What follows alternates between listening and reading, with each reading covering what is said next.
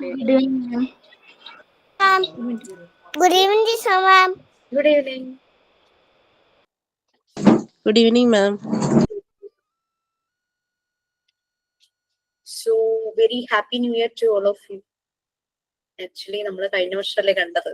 Thank you, ma'am.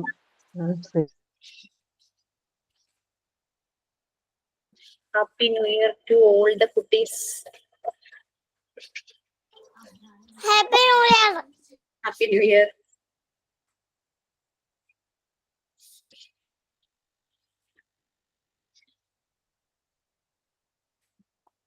Actually ഇന്ന് class റൂമിൽ ഒരു മെസ്സേജ് ഇടണമെന്ന് വിചാരിച്ച് വിട്ടുപോയി. റെക്കോർഡ് റൈറ്റിംഗ് മോസ്റ്റ് പ്രോബ്ലി നമ്മൾ ഇന്ന് സ്റ്റാർട്ട് ചെയ്യും. പാർട്ട് 3 യൂണിറ്റ് 10 മുഴുവനായിട്ടില്ല, അതങ്ങ് കഴിഞ്ഞ സമയമുണ്ടെങ്കിൽ. Okay, good evening to all.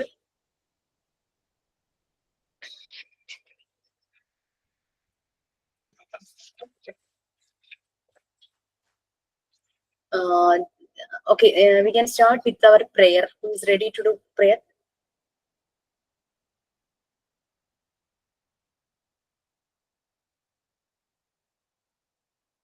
Please.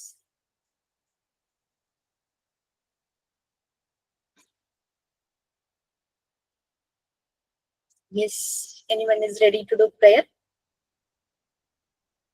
Coordinators ഒന്നുമില്ലേ, കമ്മിറ്റി ഒന്നും ഫോം ചെയ്യലൊന്നുമില്ല ഇപ്പോ.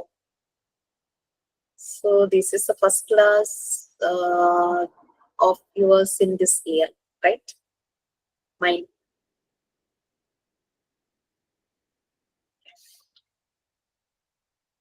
Prayer ഇല്ലെങ്കിൽ ആരും ഇല്ലെങ്കിൽ നമുക്കൊരു സൈലന്റ് പ്രയറിൽ സ്റ്റാർട്ട് ചെയ്യാം. ടൈം കളയണ്ട. 8 to കഴിഞ്ഞില്ലേ. ഞാൻ പറയട്ടെ മാം prayer. Yes, please.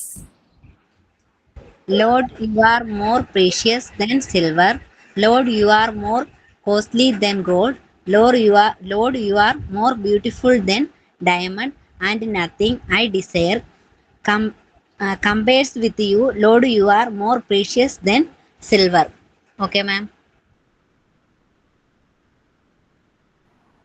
Very good. More valuable is gold, right? Thank And you, ma'am. it's available also. ആരും ഇല്ലെങ്കിലും ഉണ്ടാവുന്ന ഒരാള്, നമ്മളെ വിശ്വസിക്കുന്ന ഒരു ശക്തി. Okay, fine. ജയശ്രീ, ഞാൻ ജയശ്രീയുടെ കൺസേൺ ഒക്കെ ഞാൻ കേട്ടു. അപ്പൊ അതിനുശേഷം, അത് കേട്ടതിന് ശേഷം ഞാൻ കയറിയ എല്ലാ ബാച്ചിലും ഞാനത് ഷെയർ ചെയ്തു. ഇങ്ങനൊരു ചലഞ്ച് ഫേസ് ചെയ്യുന്നുണ്ട്, വാട്ട് ഷീ വിൽ ഡു എന്ന് പറഞ്ഞിട്ട് നിങ്ങൾക്കൊന്ന് സപ്പോർട്ട് ചെയ്യാൻ പറ്റുമോ എന്നുള്ള രീതിയിൽ you can share in this class.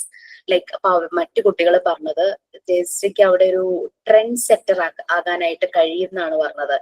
അവിടെ മാറ്റങ്ങൾ വരുത്താൻ പറ്റും, ബാക്കിയുള്ള ടീച്ചേഴ്സ് മാറ്റങ്ങൾ ജയശ്രീ കണ്ടുകൊണ്ട് മാറും എന്നൊക്കെയാണ് എനിക്ക് പല ബാച്ചിൽ നിന്നും കിട്ടിയ ഒരു ഫീഡ്ബാക്ക് കേട്ടോ.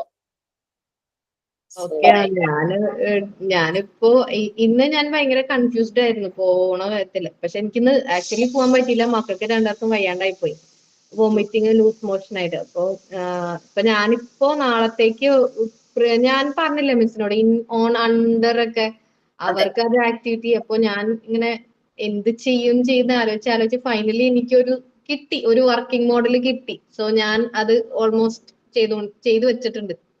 ഐ ഹോപ്പ് പിള്ളേര് നാളെ അത് എൻജോയ് ചെയ്യുന്നതാണ്. കാരണം UKG 2 സെക്ഷൻ ഉണ്ട്. ഞാൻ പറഞ്ഞില്ലേ, ഒരു 20-25 പിള്ളേരുണ്ട് 2 ക്ലാസ്സിലും കൂടി. അവിടെ അവര് ഭയങ്കര ടെററാക്കി വെച്ചേക്കാണ് പിള്ളേരെ. അതാണ് നമുക്ക് എനിക്ക് ഭയങ്കര എന്തോ പോലെ തോന്നി. പിന്നെ നമുക്ക് അത് അവരോട് ഒരിക്കലും ഷെയർ ചെയ്യാൻ പറ്റില്ലല്ലോ. ജയശ്രീ ആക്ച്വലി തൃപ്പൂണിത്തുറയല്ലേ? അതെ. ഈ മാമരയ്ക്ക് പോയത് എന്റെ ഫ്രണ്ട് അവിടെ വർക്ക് ചെയ്യുന്നുണ്ട്. അപ്പൊ ഞാൻ ജസ്റ്റ് ആ ബേസിൽ കയറിയതാണ്. അപ്പൊ കുഴപ്പമില്ലല്ലോ നമുക്ക് എന്നുള്ളത്, അങ്ങനെ പോയതാ. മാമനെ കുഴപ്പമില്ല, കുട്ടികളൊക്കെ എനിക്ക് തോന്നുന്നു നമ്മളൊന്ന് ഫ്രണ്ട്ലി ആയാൽ ഒക്കെ ആവും. പക്ഷെ അവിടെയുള്ള ആ 2 ടീച്ചർമാരും ടെറർ. ഒരാൾ അടിക്കില്ല, ഞാൻ ഇന്നലെ ഇരുന്ന ക്ലാസ്സിലെ മിസ് അടിക്കില്ല, പക്ഷെ ഭയങ്കരമായിട്ട് ഷൗട്ട് ചെയ്യും. പിന്നെ ക്ലാസ് എടുക്കുമ്പോഴും ഞാൻ നോക്കിയിട്ട് 1-2 പേര് ശ്രദ്ധിച്ചാലായി, ബാക്കി എല്ലാരും ഉറക്കം തൂങ്ങി അവിടെ നോക്കി ഇവിടെ നോക്കിയിട്ട്. പിന്നെ ഒരാൾക്ക് സ്പീച്ച് ഇതുവരെ ക്ലിയർ ആയിട്ടില്ല. പക്ഷെ ഇന്നലെ ഞാൻ അവനെ അടുത്ത് വിളിച്ചിരുത്തി കുറച്ചു നേരം സംസാരിച്ചു കഴിഞ്ഞപ്പോ അവൻ എന്നോട് കൂട്ടായി. അപ്പോ അവൻ ഇങ്ങനെ എഴുതിച്ചു കഴിഞ്ഞപ്പോ അവൻ ഭയങ്കര പെർഫെക്ഷൻ ഒക്കെ നോക്കുന്നുണ്ട് നന്നായിട്ട്. തെറ്റിക്കഴിഞ്ഞോ തെറ്റീന്ന് അവൻ പറയണത് പോലും നമ്മളൊന്ന് മനസ്സിലാക്കണം. അത്രയും ഇത്. പക്ഷെ ആൾക്ക് നല്ലതായിട്ട് തോന്നുന്നുണ്ട്. പക്ഷെ അവന്റെ അമ്മ കന്നഡയാണ്, അച്ഛനും പഠിപ്പിക്കാൻ നേരമൊന്നുമില്ല. അപ്പൊ ആ കുട്ടിക്ക് സ്കൂളിൽ എന്ത് കിട്ടുന്നോ അത് മാത്രമേ ഉള്ളൂ. വീട്ടിൽ പോയാലും സിലബസ് ഏതാ? സിലബസ് ഒരു വിവാന്ത പബ്ലിക് ഹാൾമാർക്ക് ഗ്രൂപ്പിന്റെ ഇതാണ്.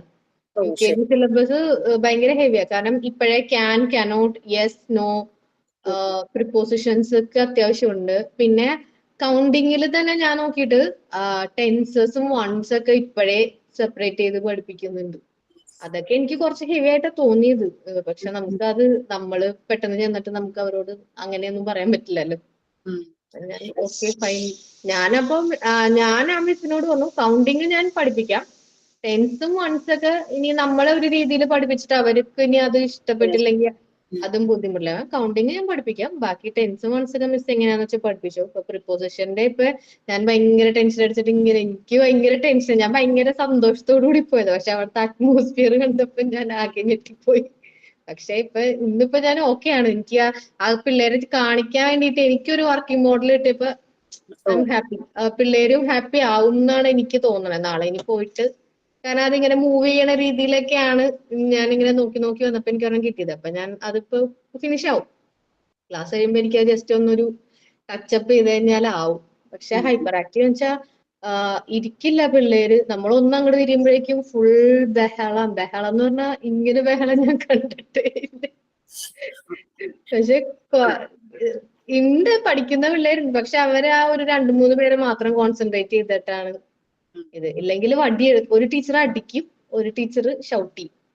അങ്ങനെയാണ് അവിടുത്തെ ഇത്. അവര് പറയണം അങ്ങനെയാണെങ്കിലേ നടക്കുള്ളൂ. ഞാൻ പിന്നെ അതിൽ അഭിപ്രായം ഒന്നും പറയാൻ പോയില്ല. നമ്മുടേതായ രീതിയിൽ എന്തെങ്കിലും നമുക്ക് ചെയ്ത് മാറ്റിയെടുക്കാം.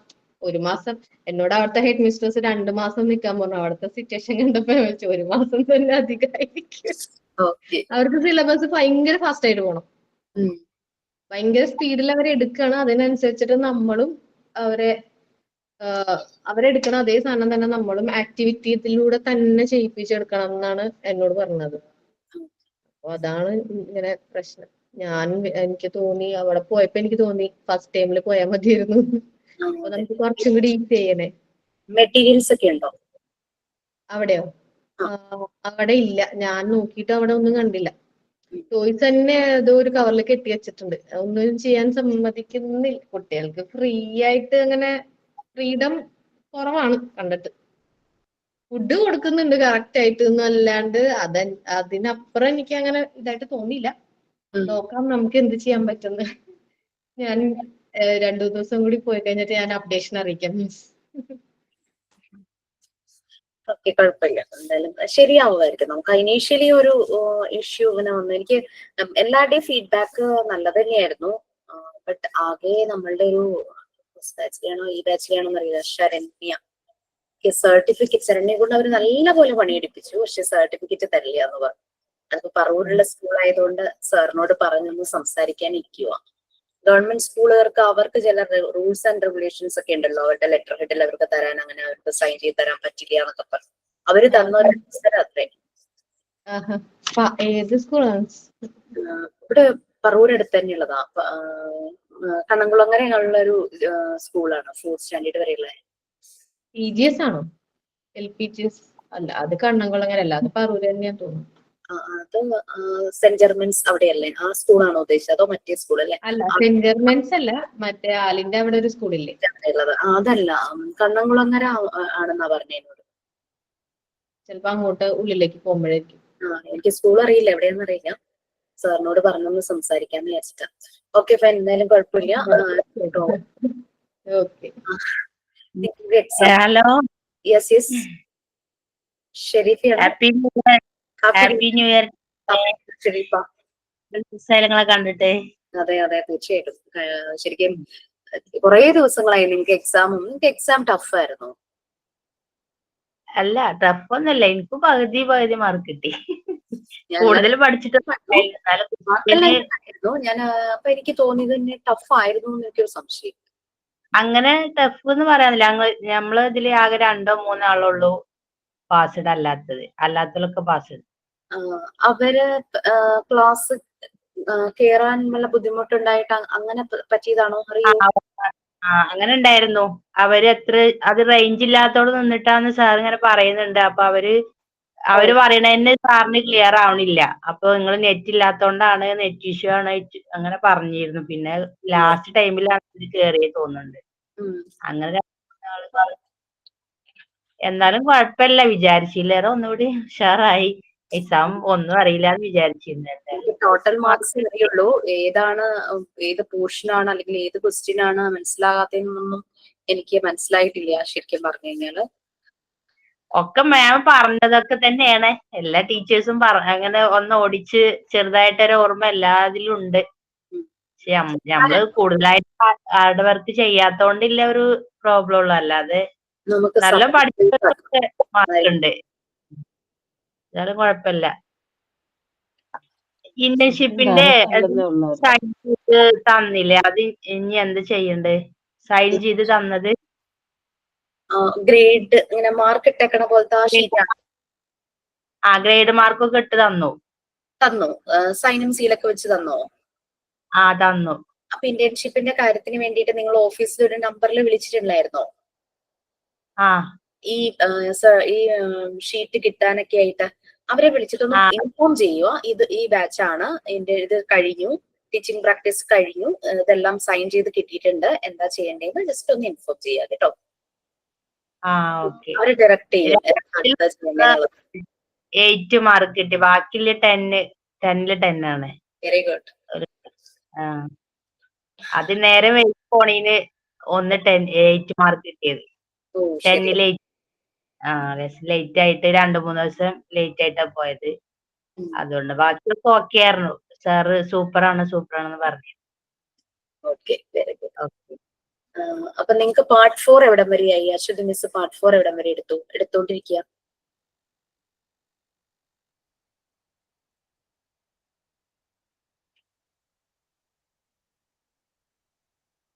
പാർട്ട് 4 പോപ്പുലേഷൻ എന്തോ മറ്റേ പോപ്പുലേഷന്റെ ഒക്കെ ചാപ്റ്റർ അല്ലേ? Sustainable development, renewable development, pollution. Air pollution ഒക്കെ. ഓക്കെ. പാർട്ട് 3ലെ ലാസ്റ്റ് യൂണിറ്റ് നമുക്കൊന്ന് ഡിസ്കസ് ചെയ്തിട്ട് സമയം ഉണ്ടെങ്കിൽ റെക്കോർഡ് എഴുതാം, അല്ലെങ്കിൽ കുറച്ച് മെറ്റീരിയൽസ് നമുക്ക് പരിചയപ്പെടാം. അതായിരിക്കും നല്ലത്. കാരണം വെച്ചാൽ ഞാൻ ഗ്രൂപ്പിൽ മീൻസ് നിങ്ങളുടെ ക്ലാസ് റൂമിൽ മെസ്സേജ് ഇടാൻ വിട്ടുപോയി, റെക്കോർഡ് റൈറ്റിംഗ് ആണ്. അപ്പൊ ചിലർ ഈ റെക്കോർഡ് ക്ലാസ്സസ് കാണുന്നവർ റെക്കോർഡ് റൈറ്റിംഗ് ആവുമ്പോൾ ജോയിൻ ആയാലോ. സോ നെക്സ്റ്റ് ഡേ തുടങ്ങി അത് തുടങ്ങാം. അപ്പോ പാർട്ട് 3 അല്ലേ? അസൈൻമെന്റ് ഒന്ന് ക്ലാസ് റൂമിൽ ഇട്ടുകല്ലേ മാം? അത് എങ്ങനെ എഴുതണ്ടത് അസൈൻമെന്റ്? ഏതാ ക്വസ്റ്റ്യൻ എന്ന് പറയാമോ?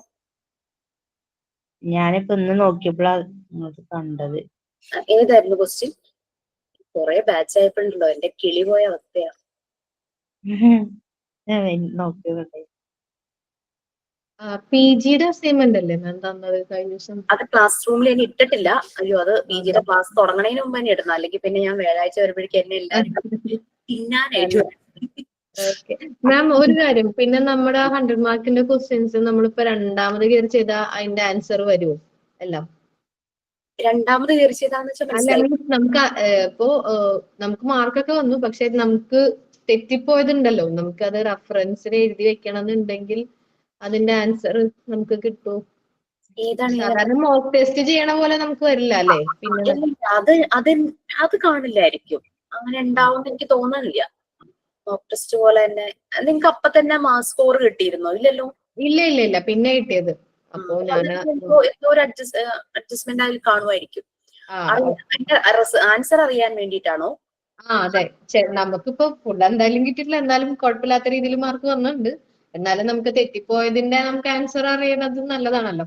അത് എനിക്ക് എന്റെ 60 നമ്പേഴ്സേ ഉള്ളൂ. ബാക്കി 40 നമ്പേഴ്സ് 40 ക്വസ്റ്റ്യൻ അശ്വതി മിസ്സിന്റെ ആയിരുന്നു.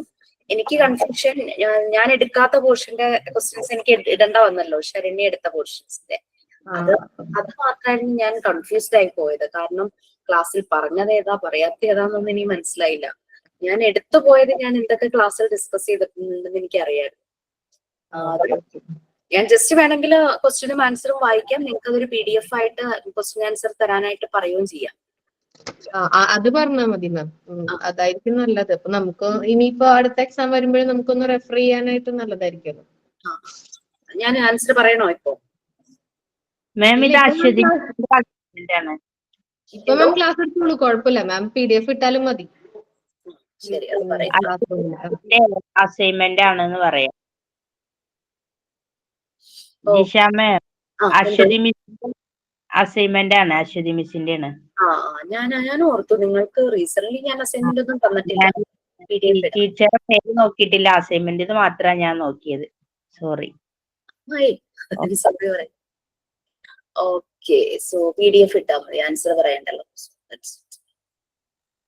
കോഡ്സിന്റെ ആൻസർ എല്ലാരും ശരിയാക്കിയോ? എനിക്ക് അതൊന്നും അറിഞ്ഞാൽ മതി, വേറെ ഒന്നും എനിക്കറിയണ്ട. ഞാൻ ലാസ്റ്റ് മറിയാ മോണ്ടിസോറിയുടെ കോട്ട് ഇട്ടിട്ടുണ്ടായിരുന്നു, അതിന്റെ ആൻസർ എല്ലാരും ശരിയാക്കിയോ?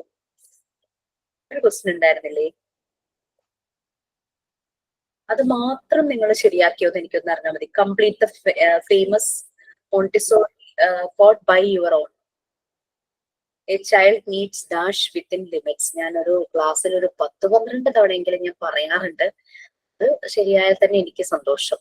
ഒന്നും I don't bother about. Okay okay, very good. Okay, then അപ്പൊ നമുക്ക് മോണ്ടിസോറി ടേംസ് അന്ന് എവിടം വരെയൊക്കെ ആണെന്നുള്ളത് ഞാൻ മറന്നുപോയി. ആക്ച്വലി ഇത് മാത്രമല്ല, കുറേ ടേംസ് മോണ്ടിസോറി ടേംസ് ആയിട്ട് യൂസ് ചെയ്യുന്നുണ്ട്. ഇത് ലൈക്ക് മോണ്ടിസോറി പറയുന്ന അബ്സോർബന്റ് മൈൻഡ്, സെൻസിറ്റീവ് പീരീഡ്, കുട്ടികളുടെ ആ ഒരു ഡെവലപ്മെന്റ് സ്റ്റേജസ്, ഈ രണ്ട് ശരിക്കും ഒരു ടൂൾ ആണെന്നാണ് പറയുന്നത്. ഈ അവരുടെ ഇന്റേണൽ ആയിട്ടുള്ള ടൂൾ, റീഡ്, ഹെൽപ്പ് ചെയ്യുന്ന, സപ്പോർട്ട് ചെയ്യുന്ന രണ്ട് ഫാക്ടേഴ്സ് ആണ് അബ്സോർബന്റ് മൈൻഡ്, സെൻസിറ്റീവ് പീരീഡ്. അതായത് സെൻസിറ്റീവ് ടു ദി എൻവയോൺമെന്റ്. അതുപോലെ തന്നെ എന്തും അവര് അങ്ങ് ഉള്ളിലേക്ക് എടുക്കും, ദാറ്റ് ഇസ് അബ്സോർബന്റ് മൈൻഡ്. അപ്പൊ അങ്ങനെ രണ്ട് ഫാക്ടേഴ്സ് ഉണ്ട്. ഇതെല്ലാം മോണ്ടിസോറി ടേംസിൽ നടക്കും. നമ്മള് അഡാപ്ഷൻ ആണ് പറഞ്ഞു തുടങ്ങിയത് അല്ലേ? നമ്മൾ അഡാപ്ഷന്റെ ഒരു ക്വസ്റ്റ്യൻ ഞാൻ ഇട്ടിട്ടുണ്ടായിരുന്നു. അതും ക്ലാസ്സിൽ ഉണ്ടായിരുന്നവർക്ക് പെട്ടെന്ന്, ക്ലാസ് കേട്ടിട്ടുള്ളവർക്ക് ഉണ്ടായിരുന്നവർ മാത്രമല്ല, റെക്കോർഡ് ക്ലാസ് കേട്ടിട്ടുള്ളവർക്കും അതിന്റെ ആൻസർ ബുദ്ധിമുട്ടുണ്ടായി കാണില്ലായിരിക്കും. നമ്മള് കോംപ്രമൈസ് ചെയ്യുക, അഡ്ജസ്റ്റ് ചെയ്യുക എന്നതിന് എപ്പോഴും MCQ എന്ന് പറഞ്ഞാൽ ശരിക്കും എന്താ, ഓപ്ഷനിൽ ഏറ്റവും ആപ്റ്റ് ആയിട്ടുള്ളത് അല്ലെ? നമുക്ക് ആൻസർ നോക്കുമ്പോൾ എല്ലാം ശരിയാന്ന് തോന്നും, പക്ഷെ അതിൽ ഏറ്റവും ശരിയായിട്ടുള്ളത് അതാണ് മൾട്ടിപ്പിൾ ചോയ്സ് ക്വസ്റ്റ്യനിൽ ആൻസർ ആയിട്ട് നമ്മൾ എഴുതേണ്ടത്. അഡ്ജസ്റ്റ്മെന്റ്, അതിന്റെ മീനിങ് നോക്കുവാണെങ്കിൽ adjustment is correct, compromise is correct. But adjustment ഇവിടെ മോണ്ടിസോറി എൻവയോൺമെന്റിൽ അഡാപ്ഷൻ എന്ന് പറഞ്ഞ അഡ്ജസ്റ്റ്മെന്റ് വിത്ത് ലൈഫ്, ഇഷ്ടത്തോടു കൂടിയുള്ള അഡ്ജസ്റ്റ്മെന്റ്. അപ്പൊ അതാണ് ഞാൻ അവിടെ നിന്ന് എടുത്ത. നമ്മൾ ക്ലാസ്സിൽ അത് പറയുകയും ചെയ്തിരുന്നു. ഈവൻ ദോ കോംപ്രമൈസ് എന്നൊക്കെ പറഞ്ഞാല് നമ്മൾ പറഞ്ഞു അഡാപ്ഷൻ ആരെയും പേടിച്ചിട്ടോ ആ രീതിയിലൊന്നുമല്ല. ഇപ്പം ജയശ്രീ പോകുന്ന സ്കൂളിൽ ടീച്ചർമാര് ഷൗട്ട് ചെയ്യുന്നു, വടിയെടുക്കുന്നു, തല്ലുന്നു, അങ്ങനെ ഇങ്ങനെയൊക്കെ കുട്ടികളെ ഓരോന്ന് ചെയ്യിക്കാനായിട്ട് നോക്കുന്നു. വളരെ വിരലിലുണ്ടാവുന്ന കുട്ടികൾ മാത്രം എന്തെങ്കിലുമൊക്കെ ചെയ്യുന്നു, ബാക്കിയുള്ളവരൊന്നും ശ്രദ്ധിക്കുന്നില്ല, ഉറങ്ങുന്നു എന്നൊക്കെയല്ലേ ജയശ്രീ പറഞ്ഞേ. ടീച്ചേഴ്സിന്റെ ആകെ ഒരു അൾട്ടിമേറ്റ് എയിം എന്ന് പറഞ്ഞാൽ എന്താ, നോർമൽ ആയിട്ടൊരു അഡൾട്ട് ചിന്തിക്കുന്ന പോലെ സിലബസ് കംപ്ലീറ്റ് ചെയ്യാം.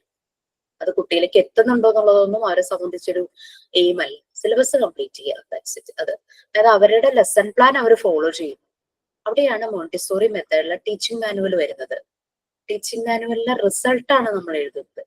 എന്ത് ഞാൻ ചെയ്യാൻ പോകുന്നു എന്ന് മാത്രമല്ല, അതിന്റെ റിസൾട്ട് എനിക്ക് എന്ത് കിട്ടിയെന്നും കൂടി നമ്മൾ എഴുതി വെക്കുന്നുണ്ട്. That's a difference between Montessori method and traditional. BEdനും ഇതുപോലെ ടീച്ചിങ് പ്ലാൻ അല്ലെങ്കിൽ ലെസൺ പ്ലാൻ പ്രിപ്പയർ ചെയ്തിട്ടാണ് പോകുന്നത്. അത് പോകുന്ന സ്കൂളിലെ ടീച്ചർ അവർക്ക് അറിയില്ല, അവരതുകൊണ്ടാണ് ലെസൺ പ്രീ പ്ലാൻഡ് ആണ്. ഇപ്പൊ നമ്മൾ പലയിടത്തും ടീച്ചിങ് പ്രാക്ടീസിന് പോയപ്പോൾ കുട്ടികൾ നമ്മൾ പലതും പ്രിപ്പയർ ചെയ്ത് പോയിട്ടുണ്ടാവും, പക്ഷെ കുട്ടികളുടെ ഇൻട്രസ്റ്റ് അനുസരിച്ച് നമ്മൾ ചേഞ്ച് ചെയ്തു. That's A real Montessori method. അപ്പൊ അതുകൊണ്ട് നമുക്കൊരു ലെസൺ പ്ലാൻ ഇല്ല, നമ്മൾ പ്ലാൻ ചെയ്തതാവില്ല പിറ്റേന്ന് നമ്മൾ ചെയ്യുന്നത്. അവിടെ കുട്ടികൾ നമ്മളോട് ഒരു കഥ പറഞ്ഞാൽ പറയുന്നത് നമ്മൾ പറയും. കുട്ടികളുടെ ഇൻട്രസ്റ്റ് അനുസരിച്ച് നമ്മളെ ആക്ടിവിറ്റീസിൽ ചേഞ്ചസ് വരുത്തും. സോ ഓക്കെ, ഞാൻ എവിടെ വരെ പറഞ്ഞു? ഹോർമോൺസ് പറഞ്ഞു. അതായത് ഹോർമോൺസ് എന്ന് പറഞ്ഞു കഴിഞ്ഞാൽ ഒരു വൈറ്റൽ എനർജിയാണ്. ഒരു എന്താ പറയാ, ഒരു ആക്ടിവിറ്റി ചെയ്യാൻ, നമ്മളൊരു കാര്യം ചെയ്യുമ്പോൾ നമുക്ക് എനർജി വേണം അല്ലെ? അപ്പൊ നമ്മളുടെ ഉള്ളിൽ സ്റ്റോർഡ് ആയിട്ട് കുറെ എനർജീസ് ഉണ്ട്. ദാറ്റ് ഇസ് ഹോം എന്ന് പറയുന്നത് ആ ഒരു വൈറ്റൽ എനർജിയാണ്. അത് ശരിയായ ഡയറക്ഷനിലേക്ക് നമ്മൾ തിരിച്ചു വിടുമ്പോഴാണ് അത് യൂസ്ഫുൾ ആകുന്നത്. ഹൈപ്പർ ആക്റ്റീവ് ആയിട്ടുള്ള കുട്ടികളുണ്ടെന്ന് പറയുമ്പോൾ അവരെ മാക്സിമം അവരെ കൊണ്ട് ജോലി എടുപ്പിക്കുക. അവരങ്ങ് ടയേർഡ് ആവണം, അപ്പൊ അവരൊരു ഭാഗത്തങ്ങ് ഇരിക്കും, എന്നിട്ട് പിന്നെ അനുസരിച്ചോളും. അപ്പൊ അങ്ങനെ അവരുടെ എനർജി നമ്മൾ പോസിറ്റീവ് സൈഡിൽ യൂസ് ചെയ്യുമ്പോഴേക്കും അത് അപ്പോഴാണ് അതിനൊരു റിസൾട്ട് വരുന്നത്. So that is home. Home എന്ന് പറയുന്നത് ആ ഒരു വൈറ്റൽ എനർജിയാണ്. പിന്നെ നമ്മൾ നീം എന്ന് പറഞ്ഞു. നീം എന്ന് പറഞ്ഞു കഴിഞ്ഞാല് മെമ്മറിയാണ്. അതായത് ഫസ്റ്റ് ജനിച്ച ആദ്യത്തെ കാലഘട്ടങ്ങളിൽ, അതായത് അൺകോൺഷ്യസ് ആയിട്ടുള്ള സ്റ്റേറ്റിൽ വരുമ്പോഴുള്ള മെമ്മറി, അത് പിന്നെ ഗ്രാജുവലി റീപ്ലേസ് ചെയ്യുന്നു, കോൺഷ്യസ് സ്റ്റേറ്റിലേക്ക് മാറും.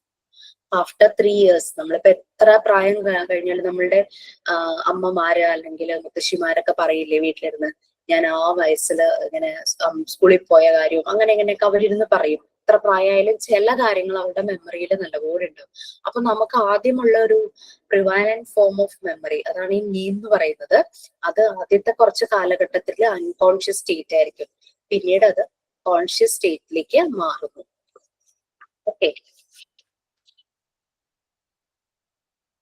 കുട്ടികളില് ഈവൻ ദോ കുഞ്ഞു പ്രായത്തിൽ അവരുള്ളത് അവർക്ക് ഓർമ്മയില്ലെങ്കിൽ പോലും അത് ചില ഇംപ്രഷൻസ് ആയിട്ട് അവരുടെ മെമ്മറിയിൽ കിടക്കും. ചിലത് പേടിപ്പിക്കുന്ന ഒരു കാര്യങ്ങളാണെങ്കിൽ അത് അവരുടെ മെമ്മറിയിൽ ഉണ്ടായിരിക്കും. ആ ഒരു പേടി, ആരെങ്കിലും ഷൗട്ട് ചെയ്തത്, അതൊക്കെ ഇങ്ങനെ ചിലപ്പോ കുഞ്ഞു കുട്ടികൾ ഉറക്കത്തിലൊക്കെ ഇങ്ങനെ ഞെട്ടി എണീക്കില്ലേ. നമ്മൾ പറയില്ലേ, നമ്മള് കുട്ടികളെ എന്തെങ്കിലും കാര്യത്തിന് വഴക്ക് പറഞ്ഞു, അല്ലെങ്കിൽ ചിലപ്പോ നമ്മളൊന്ന് തല്ലിന്ന് തന്നെ വിചാരിച്ചു, അവര് എങ്ങനെയൊക്കെയോ അന്നത്തെ ദിവസം കഴിഞ്ഞ് രാത്രി ഉറങ്ങാനായിട്ട് പോകും. ഉറങ്ങുന്നതിന് മുമ്പ് അതൊന്ന് സോർട്ട് ഔട്ട് ചെയ്തിട്ട് വേണം കുട്ടിയെ ഉറക്കാൻ നമ്മൾ പറയും. അവനെ പോയി തട്ടിയാണെങ്കിലും തല്ലിയാണെങ്കിലും എണീപ്പിച്ച് കളിപ്പിച്ച് ഹഗ് ചെയ്ത് ഒരു കിസ് ചെയ്ത് നമ്മൾ അതിനെ ഉറക്കണം. അല്ലെങ്കിൽ രാത്രി അതിന്റെ ഉറക്കം നന്നാവില്ല, അതിങ്ങനെ ഞെട്ടി എണീക്കും. കാരണം അതുപോലെ ഷൗട്ടിങ് ഒരു അടിയൊക്കെ തെറ്റിയിട്ടായിരിക്കും കിടക്കാൻ പോകുന്നത് കുട്ടികൾ. അപ്പൊ അത് മാറ്റിയിട്ട് വേണം. വഴക്കോ അങ്ങനെ എന്തെങ്കിലും ഉണ്ടെങ്കിൽ അത് മാറ്റാം. അതിപ്പോ കുട്ടികളെന്നല്ല, ഇപ്പൊ ലൈഫ് പാർട്ട്നേഴ്സ് തമ്മിൽ അവര് തമ്മിലൊരു ഇഷ്യൂ ഉണ്ടായാൽ പോലും അത് ഒരു ദിവസത്തിന് അപ്പുറത്തേക്ക് കടക്കരുത് എന്നാണ് എല്ലാവരും പറയുന്നത്. അതങ്ങ് സോർട്ട് ഔട്ട് ചെയ്തിട്ട് വേണം അന്നത്തെ ദിവസം കഴിയാൻ, അല്ലെങ്കിൽ നമ്മളുടെ ഉറക്കം ഒട്ടും ശരിയാവില്ല.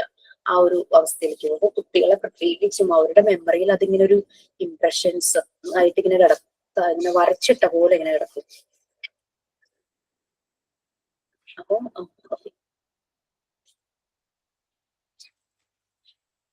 നമ്മൾ കുറെ കാര്യങ്ങൾ അതിന്റെ പറഞ്ഞു. പിന്നെ നെബുലയെ നമ്മൾ പറഞ്ഞിട്ടുണ്ടായിരുന്നു.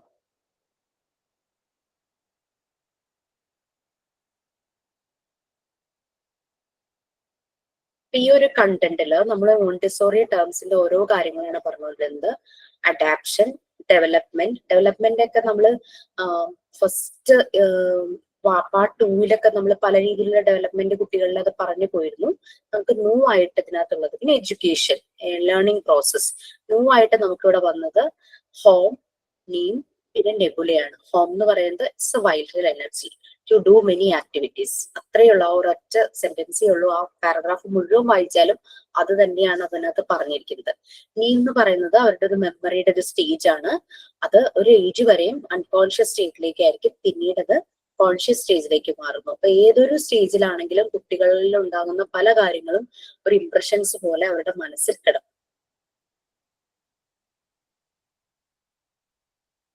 അപ്പൊ അത് പല അനിമൽസിലും ഡിഫറെന്റ് ആണ്, ഹ്യൂമണും അനിമൽസും തമ്മിൽ ഡിഫറെന്റ് ആണ് ആ ഒരു മെമ്മറി എന്നൊക്കെ പറയുന്നത്. ഓക്കെ, നമ്മൾ അതിന് എക്സാമ്പിൾസ് ഒക്കെ പറഞ്ഞു. പല അനിമൽസും ഈ എൻഡേഞ്ചേർഡ് ആയി പോകാനുള്ള സാധ്യത, വംശനാശം സംഭവിച്ച് ഭൂമിയിൽ നിന്ന് തന്നെ ഇല്ലാതായി പോയിട്ടുണ്ട് ചില അനിമൽസ്. അപ്പൊ അവർക്കൊന്നും ഇങ്ങനെ ആ ഒരു സിറ്റുവേഷനുമായിട്ട് അഡാപ്റ്റ് ചെയ്യാൻ പറ്റാത്തത് കൊണ്ടാണ്. അപ്പൊ അതിന് പകരം പിന്നീട് അതുമായിട്ട് പൊരുത്തപ്പെടാൻ പറ്റുന്ന അനിമൽസ് ജനറ്റിക് ആയിട്ട് ഫോർമേഷൻ നടന്ന്, അല്ലെ നമ്മള് ഇവല്യൂഷൻ തിയറി പറയുമല്ലോ, പരിണാമ സിദ്ധാന്തം, അത് ശരിക്കും അതാണ്. പിന്നീടുള്ള കാലഘട്ടങ്ങൾക്കനുസരിച്ച് ജീവികളിലെ രൂപമാറ്റം സംഭവിക്കുന്നു, അങ്ങനെയുള്ള കാര്യങ്ങളൊക്കെയാണ് നടന്നത്. അപ്പോ മനുഷ്യരിലും അതുപോലെ തന്നെ മാറ്റങ്ങൾ വന്നു. നമ്മള് മനുഷ്യരിലെ എവല്യൂഷൻ തിയറിയിൽ പറയുന്നത് ആദ്യം മങ്കി ആയിരുന്നു, പിന്നെ അതിൽ നിന്ന് ഇങ്ങനെ മാറി വന്ന് ആ ഒരു രീതിയിൽ വന്നു എന്നൊക്കെ ഉള്ളതൊക്കെ നമ്മൾ പഠിച്ചിട്ടുണ്ടല്ലോ.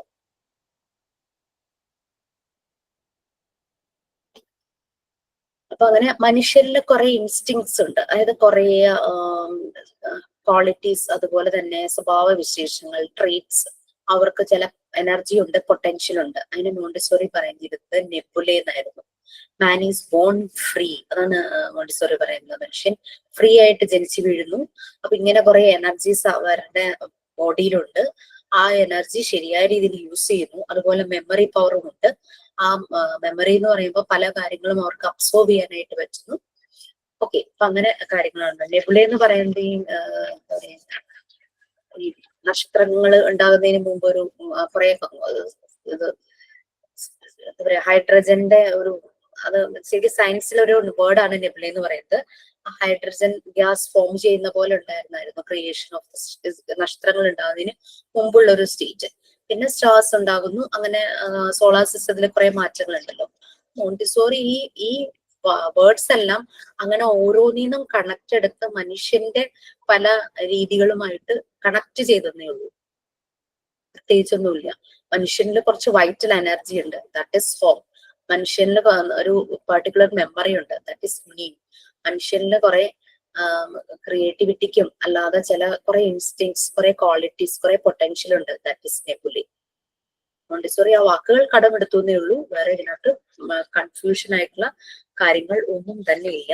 കുറെ നമുക്ക് വായിക്കാനുണ്ട്. സോ നമുക്ക് നെബുലയിൽ സ്റ്റാർട്ട് ചെയ്യാം. വായിച്ചാൽ നിങ്ങൾക്ക് തന്നെ ഇച്ചിരി ഡൈജസ്റ്റ് ആവാൻ ബുദ്ധിമുട്ടാ. ബട്ട് ഇതാണ് മോണ്ടിസോറി ടേമിന്റെ ഹോം, നെയിം, നെബുലെ ഇതെല്ലാം കണക്റ്റഡ് തന്നെയാണ്. ഹോം എന്ന് പറഞ്ഞു കഴിഞ്ഞാൽ മനുഷ്യനിൽ ഉണ്ടാകുന്ന വൈറ്റൽ എനർജി. എന്തെങ്കിലും ഒരു ആക്ടിവിറ്റീസ് ചെയ്യാനായിട്ട് ഒരാളിൽ ഒരു എനർജി വേണമല്ലോ, ആ എനർജി. പിന്നെ മെമ്മറി ഉള്ള ഒരു മനുഷ്യനാണ് കാര്യങ്ങൾ ചെയ്യാനായിട്ട് പറ്റുള്ളൂ, ദാറ്റ് ഇസ് നെയിം എന്ന് പറയുന്നത്. അത് ആദ്യം അൺകോൺഷ്യസ് സ്റ്റേറ്റിലായിരിക്കും, പിന്നെ അത് കോൺഷ്യസ് സ്റ്റേറ്റിലേക്ക് മാറുന്നു. പിന്നെ വരുന്നത് നെബുലയാണ്.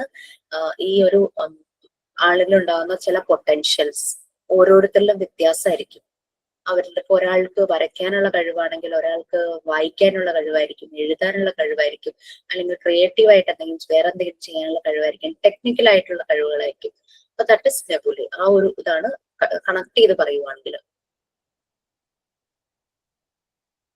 സ്റ്റാർ ഫോം ചെയ്യുന്നതിന് മുമ്പ് ഒരു കൂട്ടം, ഒരു ഗ്യാസിന്റെ കൂട്ടം, അതാണ് നെബുല എന്നുള്ളതുകൊണ്ട് ശരിക്കും ഉദ്ദേശിക്കുന്നത്. Okay, fine. അപ്പൊ നമുക്ക് നെബുല ഒന്ന് വായിച്ചു നോക്കാം.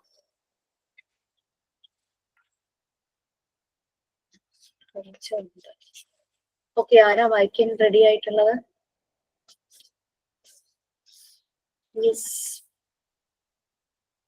ഞാൻ വായിക്കാം. Nebulae. In space, before the creation of the stars, ഷെറിനാണോ? അതെ.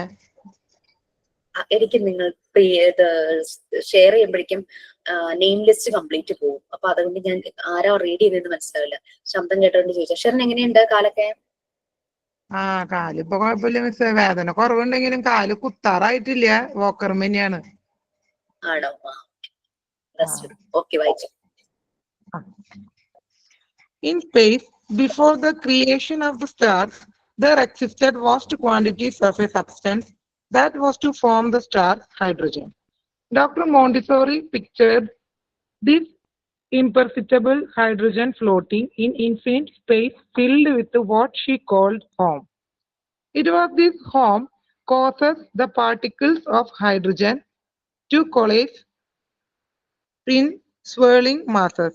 The nebulae, pushed by the universal unconscious intelligence of home, would sometimes break off and compress further to form a star and later planets. This was the picture Montessori had of the development of intelligence in the psychic embryo and potential he is born with. For this reason, she called these potentialities nebulae. These nebulae are indistinct, indefinite, but they are waiting for the moment into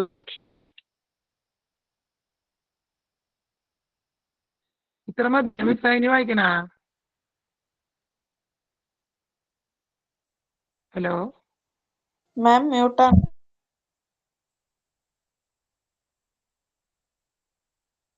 disturbance വരാതിരിക്കാൻ വേണ്ടി ചെയ്തതാ. ഇടയ്ക്ക് എന്തോ range issue വരുന്നു തോന്നുന്നു. എക്സാമ്പിളും കൂടെ വായിക്കണേ. Example for example എന്ന് പറഞ്ഞു വരുന്നുണ്ട്. അതും കൂടെ കണ്ടിന്യൂ ചെയ്ത് വായിച്ചു. For example, a child is not born with a predefined language, but with the potential to learn any language. The potential to learn any language. This potential exists in the child. Him learn the language of those around him. He is responding to his environment. When language is palpable, the potential will disappear. The child will know the language. Never again will he be able to learn any language so easily. And he will never be as fluent in another tongue as he is on his own. എത്ര മതിയില്ലേ മിസ്സേ?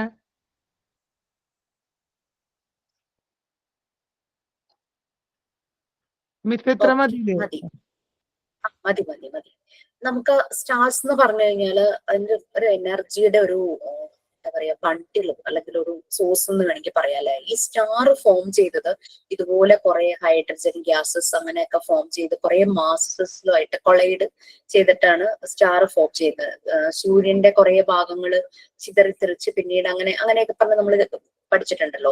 Nebula എന്നുള്ള വാക്ക് മനുഷ്യന്റെ പൊട്ടൻഷ്യലുമായിട്ട് Montessori connect ചെയ്യാൻ കാരണം മനുഷ്യനിൽ ഉണ്ടാകുന്ന പൊട്ടൻഷ്യലും അങ്ങനെ പൊട്ടിത്തെറിച്ച് വന്ന പോലെ അങ്ങനെയാണ്. അതായത് ഇപ്പൊ നമ്മളിപ്പോ എക്സ്പ്ലോഷൻ നടക്കുമ്പോൾ കുറെ പാർട്സ് ഇങ്ങനെ പൊട്ടിത്തെറിച്ച് പോകൂലേ, അതുപോലെ മനുഷ്യനിലെ പൊട്ടൻഷ്യൽസ് ഇങ്ങനെ ഡെവലപ്പ് ചെയ്തു വന്നു, അല്ലെങ്കിൽ പെട്ടെന്ന് വരുന്നു. ഒരു കുഞ്ഞു കുട്ടി അത് സംസാരിക്കാനായിട്ട് തുടങ്ങുമ്പോഴേക്കും അങ്ങനെ ചില വാക്കുകൾ ആദ്യം പറയും, മീനിങ് ലെസ് ആയിട്ടുള്ള അത് പറയും, പിന്നെ അത് കഴിയുമ്പോൾ മീനിങ് ഫുൾ ആയിട്ടുള്ള വേർഡ് പറയും, പിന്നെ 2 സെന്റൻസ് കണക്ട് ചെയ്തിട്ട് മീനിങ് ഫുൾ ആയിട്ടുള്ള കാര്യം എക്സ്പ്രസ് ചെയ്യും, അങ്ങനെ പറയാം. അതിന് ചുറ്റുമുള്ള ആൾക്കാർ സംസാരിക്കുന്നത് ഇമിറ്റേറ്റ് ചെയ്ത് അതുപോലെ തന്നെ സംസാരിക്കാനായിട്ട് നോക്കും. അങ്ങനെ ലാംഗ്വേജ് ഡെവലപ്പ് ചെയ്യാണ്. So that's A nebula. ആ കുട്ടി പുതിയൊരു കാര്യം ലാംഗ്വേജ് പഠിക്കുന്നു, അപ്പൊ പുതിയൊരു കാര്യം ആ കുഞ്ഞിനുണ്ടാവുന്നു, ആ ഒരു പൊട്ടൻഷ്യൽ ഉണ്ടാവുന്നു. That is one of the nebula. അതാണ്. അതുകൊണ്ടാണ് മോണ്ടിസോറി ഓരോന്നിനെയും നെബുലയായിട്ട് കണക്ട് ചെയ്തിരിക്കുന്നത്. നെബുല ആക്ച്വലി സ്റ്റാർസിന്റെ ക്രിയേഷന്റെ ഒരു സയൻസ് ആണെങ്കിൽ മോണ്ടിസോറി ആ നെബുല കുട്ടികളിൽ ഉണ്ടാകുന്ന ഓരോ പൊട്ടൻഷ്യലുമായിട്ട് കണക്ട് ചെയ്തു. കുട്ടികൾക്ക് ഉണ്ടാകുന്ന ഓരോ ഇൻസ്റ്റിങ്ക്റ്റ് ഓരോ ട്രിഗർ ചെയ്യുമ്പോഴേക്കും പുതിയ കാര്യങ്ങൾ അവർ ലേൺ ചെയ്യുന്നത്. അത് ലാംഗ്വേജിൽ റൈറ്റിംഗ് ആണെങ്കിലും റീഡിംഗ് ആണെങ്കിലും ഡ്രോയിങ് ആണെങ്കിലും അതെല്ലാം നെബുലയാണ് മോണ്ടിസോറി പറയുവാണെങ്കിൽ. Okay fine. സോ അതാണ് ഒരു എക്സാമ്പിൾ ആയിട്ട് പറഞ്ഞിരിക്കുന്നത്. ബാക്കി ആരാ വായിക്കാം? കുറച്ചധികം തന്നെ വായിച്ചോളൂ ഈ 2 പാരഗ്രാഫ്സ്. ഞാൻ വായിക്കാം. Okay. Man is not born with instinct, but with these nebulae, making him able to form his own instinct, making him able to have almost infinite acquisitions and learning. Man has endless capabilities for adaptation and development. Man is born free, but through the experiences of his life, he builds his own instincts. He builds a special reaction towards life.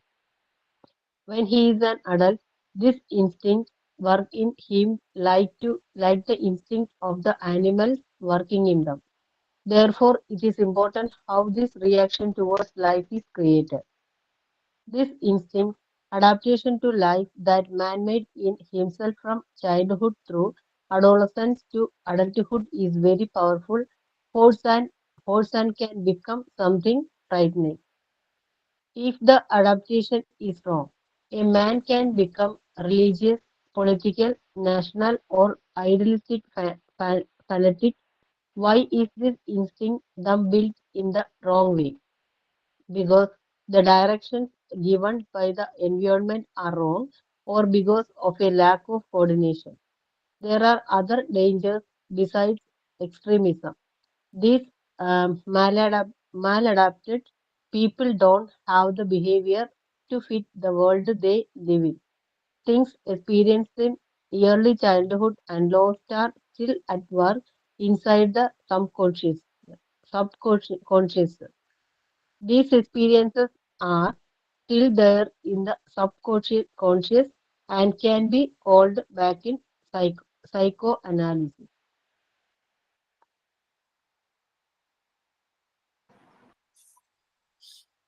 അപ്പൊ പല മനുഷ്യർക്കും പല behavioural patterns ഉണ്ടാവും അല്ലെ, ഒരു inborn patterns ഉണ്ടാവും പല ആളുകൾക്കും. ഇൻബോൺ പാറ്റേൺസ് ജനറ്റിക് ആയിരിക്കാം, അവർ വളരുന്ന ചുറ്റുപാടും. ഇതിന് രണ്ടിനെ റിലേറ്റ് ചെയ്തിട്ടാണ് ഈ ഇൻസ്റ്റിങ്ക്റ്റ് അല്ലെങ്കിൽ ഈ ഒരു ഇൻബോൺ പാറ്റേൺ, അവരുടെ ഒരു ബിഹേവിയർ എല്ലാം വരുന്നത്. ഓൾറെഡി ഇവരിൽ കുറെ പൊട്ടൻഷ്യൽ ഉണ്ട്. അത് ശരിയായ രീതിയിൽ ആ പൊട്ടൻഷ്യൽ യൂസ് ചെയ്യുമ്പോൾ അയാളുടെ ലൈഫ് നല്ല ശരിയായ രീതിയിൽ നോർമൽ ആയിട്ട് പോകും. ചില ആളുകൾ പക്ഷേ ആ ഒരു പൊട്ടൻഷ്യൽ ചിലപ്പോൾ റോങ് വേയിൽ പോകും. ഫോർ എക്സാമ്പിൾ, ഭയങ്കരമായിട്ട് റിലീജിയസ് ഇതുള്ളവര്, അപ്പൊ അവര് ചില സമയത്ത് അവരിൽ മാത്രം അത് ഒതുങ്ങുകയല്ലാതെ അതിനെ അവര് റോങ് വേയിൽ യൂസ് ചെയ്യും. ആ ഒരു അത് നല്ലൊരു ഇൻസ്റ്റിങ്ക്റ്റ് ആണ്. നമുക്ക് മോറൽ വാല്യൂസ് കിട്ടുന്ന ഒന്നാണ് റിലീജിയസ് ആവുക എന്നുള്ളത്. അത് വരുന്നത് നമ്മളൊരു ശക്തിയെ നമ്മള് ഭയഭക്തി ബഹുമാനം, നമ്മളതിനെ നമ്മൾ മെഡിറ്റേറ്റ് ചെയ്യുന്നു, ധ്യാനിക്കുന്നു, നമ്മൾ പ്രേ ചെയ്യുന്നു, അതെല്ലാം നമ്മളുടെ മോറൽ വാല്യൂസ് വരുന്നതാണ്. പക്ഷെ അതൊരു സർട്ടൺ ലിമിറ്റ്സിന് അപ്പുറത്തേക്ക് കടക്കുമ്പോൾ പലപ്പോഴും റോങ് ആയിട്ടുള്ള ആക്ഷൻസ് മനുഷ്യരെ കൊണ്ട് ചെയ്യിക്കുന്നു. നമുക്കറിയാലോ അല്ലെ, ഭയങ്കരമായിട്ട് മതപരമായിട്ടുള്ള കാര്യങ്ങൾ ഇതിനെ ഇത് ചെയ്ത് പരസ്പരം ബ്രദർഹുഡ് ആണ് എല്ലാ റിലീജിയനും പറയുന്നത്. പക്ഷെ പരസ്പരം വഴക്കുണ്ടാകുന്നു, ഉപദ്രവിക്കുന്നു, ചിലപ്പോ മരണത്തിൽ വരെ ചെന്നെത്താവുന്ന രീതിയിലുള്ള ആക്ടിവിറ്റീസിലേക്കൊക്കെ പോവാം.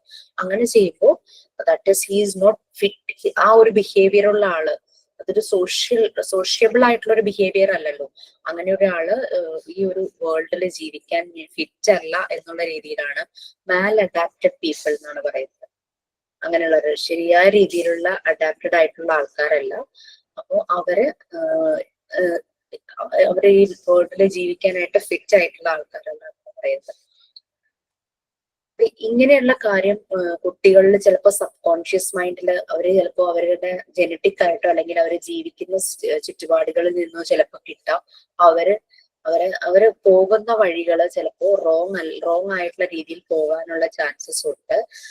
അതുകൊണ്ട് ഈ നെബുല ശരിയായ ഡയറക്ഷനിൽ യൂസ് ചെയ്യണം എന്നാണ് മറിയം മോണ്ടിസോറി പറയുന്നത്. കാരണം മറിയം മോണ്ടിസോറി 2 വേൾഡ് വാർ കണ്ട് അതുകൊണ്ട് മറിയം മോണ്ടിസോറിക്ക് അറിയാം എന്തും റീസൺ ആകാം ഒരു യുദ്ധം ഉണ്ടാകാൻ.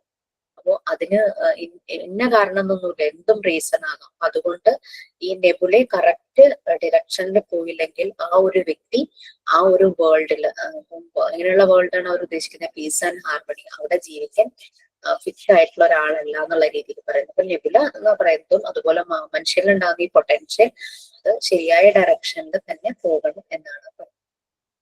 ഓക്കെ, കുട്ടികളുടെ സബ് കോൺഷ്യസ് മൈൻഡിൽ പലപ്പോഴും ഇങ്ങനെയുള്ള ഈ ഒരു എനർജീസ് ഏതെങ്കിലും രീതിയിൽ അവർക്കൊരു റോങ് മെസ്സേജ് കൊടുക്കുന്ന രീതിയിൽ അവരിൽ ഉണ്ടാകുമായിരിക്കും. സംടൈംസ് അങ്ങനെ വരാനുള്ള ചാൻസസ് ഉണ്ടെന്നാണ് പറയുന്നത്. ഓക്കെ, അതുകൊണ്ടാണ് പലപ്പോഴും ചില തെറാപ്പികളൊക്കെ ചെയ്യാനായിട്ട് ഹിപ്നോട്ടൈസ് ചെയ്യുന്നത് അല്ലെ. കാരണം കോൺഷ്യസ് ആയിട്ടുള്ള സ്റ്റേറ്റിൽ പലപ്പോഴും ഒന്നും കിട്ടുന്നില്ല, ഒരു പ്രശ്നങ്ങളൊന്നും മനസ്സിലാകുന്നില്ല. അങ്ങനെ വരുമ്പോഴാണ് ഇവരെ ഹിപ്നോട്ടൈസ് ചെയ്യുന്നത്. ഹിപ്നോട്ടൈസ് ചെയ്ത് ചെല്ലുമ്പോഴാണ് സബ് കോൺഷ്യസ് മൈൻഡിലെ പല കാര്യങ്ങളും പുറത്തേക്ക് വരുന്നത്. ഒരു മൂവി ഉണ്ടായിരുന്നു, ആ മൂവിയുടെ പേര് തന്നെ വളരെ വിചിത്രമായിരുന്നു, കത്തലോജിക്കൽ എന്ന് പറഞ്ഞിട്ട്, മലയാളമാണ് കേട്ടോ. അതില് വളരെ സ്മാർട്ടായിട്ടുള്ള ഒരു പെൺകുട്ടി ഹസ്ബൻഡ് ആയിട്ട് ഭയങ്കര ലവിങ്, രണ്ടുപേരും നല്ല ഈച്ച് അതർ നല്ല ലവ് ആണ്. ഒരു കുട്ടിയുണ്ട്, ഭയങ്കര ഹാപ്പി ആയിട്ട് പോകുന്ന ഒരു ഫാമിലി. അതിന്റെ പാരന്റ്സ് മരിച്ചുപോയി. പാരന്റ്സ് അമ്മ ആദ്യം മരിക്കുന്നു, പിന്നെ അച്ഛൻ മരിച്ചു പോകും. അങ്ങനെ ആരോ വളർത്തി അങ്ങനെ ആയത്. അപ്പൊ ഇവര് ഇത് നല്ലൊരു കമ്പനിയിൽ വർക്ക് ചെയ്യുന്നുണ്ട്, നല്ല സാലറിയിലൊക്കെ ആയിട്ട് നല്ല കമ്പനിയിൽ വർക്ക് ചെയ്യുന്നുണ്ട്. അപ്പൊ ഇവർക്ക് ഈ ലേഡി ഇവരെ ആരോ ഫോളോ ചെയ്യുന്നു, ആരോ ഉപദ്രവിക്കുന്നു, അങ്ങനെയൊക്കെ പോലീസിൽ കംപ്ലൈന്റ് ചെയ്യുവാണ്. എന്നിട്ട് ഇവര് കത്തിക്കൊണ്ട് ഇവർക്ക് ഒരു ചെറിയ പരിക്ക് പറ്റുന്നതായിട്ടൊക്കെ ഇങ്ങനെ ഹോസ്പിറ്റലാവുന്നു. പോലീസുകാരെല്ലാം ഇതിങ്ങനെ വാച്ച് ചെയ്യാണ്. അങ്ങനെ നോക്കിയപ്പോഴാണ് മനസ്സിലായത് ആൾക്ക് എന്തോ സൈക്കോളജിക്കൽ പ്രോബ്ലം ആണ്. അങ്ങനെ ആരും ഫോളോ ചെയ്യുന്നുമില്ല, ഇതെല്ലാം ആൾക്ക് തോന്നുന്നതാണ്. കത്തികൊണ്ട് സ്വയം തന്നെയാണ് കുത്തുന്നത്, ആരോ കുത്തി എന്നാണ് പറയുന്നത്. പക്ഷെ പുള്ളിക്കാരിക്ക് അതൊന്നും ഓർമ്മയില്ല. അങ്ങനെ ഹിപ്നോട്ടൈസ് ചെയ്യുമ്പോഴാണ് വളരെ ചെറുപ്പത്തില്, ജനിച്ച ഉടനെ കണ്ട് അമ്മ മരിച്ചോളൂ. അച്ഛനാണ് നോക്കുന്നത്. അച്ഛൻ കൃഷിക്കാരൻ മാത്രല്ല ഈ പൊളിറ്റിക്കൽ ഇതില് സോഷ്യൽ സർവീസ് അതിലൊക്കെ ഇൻവോൾവ് ആകുന്ന ഒരാള്. അപ്പൊ അങ്ങനെയുള്ള കാര്യങ്ങൾക്ക് പോകുമ്പോൾ ഈ കുട്ടിയുടെ അച്ഛൻ എന്താ ചെയ്യുന്നതെന്ന് വെച്ചാൽ വീട്ടിൽ പണിക്ക് വരുന്ന ഒരാളെ കുട്ടിയെ ഏൽപ്പിച്ചിട്ടങ്ങ് പോകും. അയാള് കുട്ടിയെ മിസ്യൂസ് ചെയ്യും, ഫിസിക്കലി അബ്യൂസ് ചെയ്യുകയൊക്കെ ചെയ്യും. അത് ഇതിന്റെ സബ് കോൺഷ്യസ് മൈൻഡിൽ ഇങ്ങനെ കിടക്കുവാണ്. അതാണ് ഈ ഇങ്ങനെ ഓർമ്മ വരുന്നു, അങ്ങനെ അതിനിങ്ങനെ ഒരു ട്രോമ പോലെ അതിനെ കിടക്കുന്നു, ഹോണ്ട് ചെയ്തുകൊണ്ടിരിക്കുന്നു. അയാൾ ഇതിനെ ചുമന്ന തോർത്താണ് യൂസ് ചെയ്തിരുന്നത്. അപ്പൊ ചുമന്ന തോർത്ത് കാണുമ്പോൾ ഇതിന് പെട്ടെന്ന് അതിന്റെ സബ് കോൺഷ്യസ് മൈൻഡിലുള്ള അതിങ്ങ് ട്രിഗർ ആകും. അപ്പൊ ആരോ ഫോളോ ചെയ്യുന്നുണ്ടെന്നും ഇതുപോലെ ഉപദ്രവിക്കാൻ വരുന്നു എന്നുള്ള ഫീലൊക്കെയാണ്. അങ്ങനെ 2-3 സെഷൻസ് ചെയ്ത് കഴിയുമ്പോൾ നോർമൽ ആകുന്ന രീതിയിലാണ് കഥ. പിന്നെ മൂവിയൊക്കെ ആവുമ്പോ അവര് എൻഡ് ചെയ്യുന്നത് ഒരു ക്വസ്റ്റ്യൻ മാർക്കിലായിരിക്കുമല്ലോ, വീണ്ടും ചിലപ്പോൾ അടുത്ത ചാപ്റ്റർ സ്റ്റാർട്ട് ചെയ്യാനുള്ള രീതിയിൽ. അപ്പൊ അങ്ങനെ ഒരു ട്വിസ്റ്റ് അതിലുണ്ടെങ്കിലും ഇങ്ങനെ ഒരു സൈക്കോളജിക്കൽ ഇത് ആ കുട്ടി, ആ ഒരു ലേഡി ഫേസ് ചെയ്യുന്നതായിട്ട് അതിനകത്ത് കാണിക്കുന്നുണ്ട്. അത് ചെറുപ്പകാലത്തെ ഒരു ട്രോമയിൽ നിന്നാണ് അത് ആ ഒരു സംഭവം വരുന്നത്. ഓക്കെ, അങ്ങനത്തെ കുറെ കാര്യങ്ങൾ നമ്മളിപ്പോ സബ് കോൺഷ്യസ് മൈൻഡ് ഭയങ്കര സ്ട്രോങ് ആയിരിക്കുന്നവരെ അതിൽ നിന്ന് അത് മാഞ്ഞു പോവില്ല. നമ്മളിപ്പോ കോൺഷ്യസ്ലി നമ്മൾക്ക് വിഷമമുള്ള ഒരു കാര്യം സംഭവിച്ചു, നമുക്കറിയാം ആ വിഷമം ഒന്ന് അതിന്റെ ഇന്റൻസിറ്റി കുറയ്ക്കാൻ എന്തെല്ലാം എനിക്ക് ചെയ്യാൻ പറ്റുന്നുള്ളത് നമുക്കറിയാം.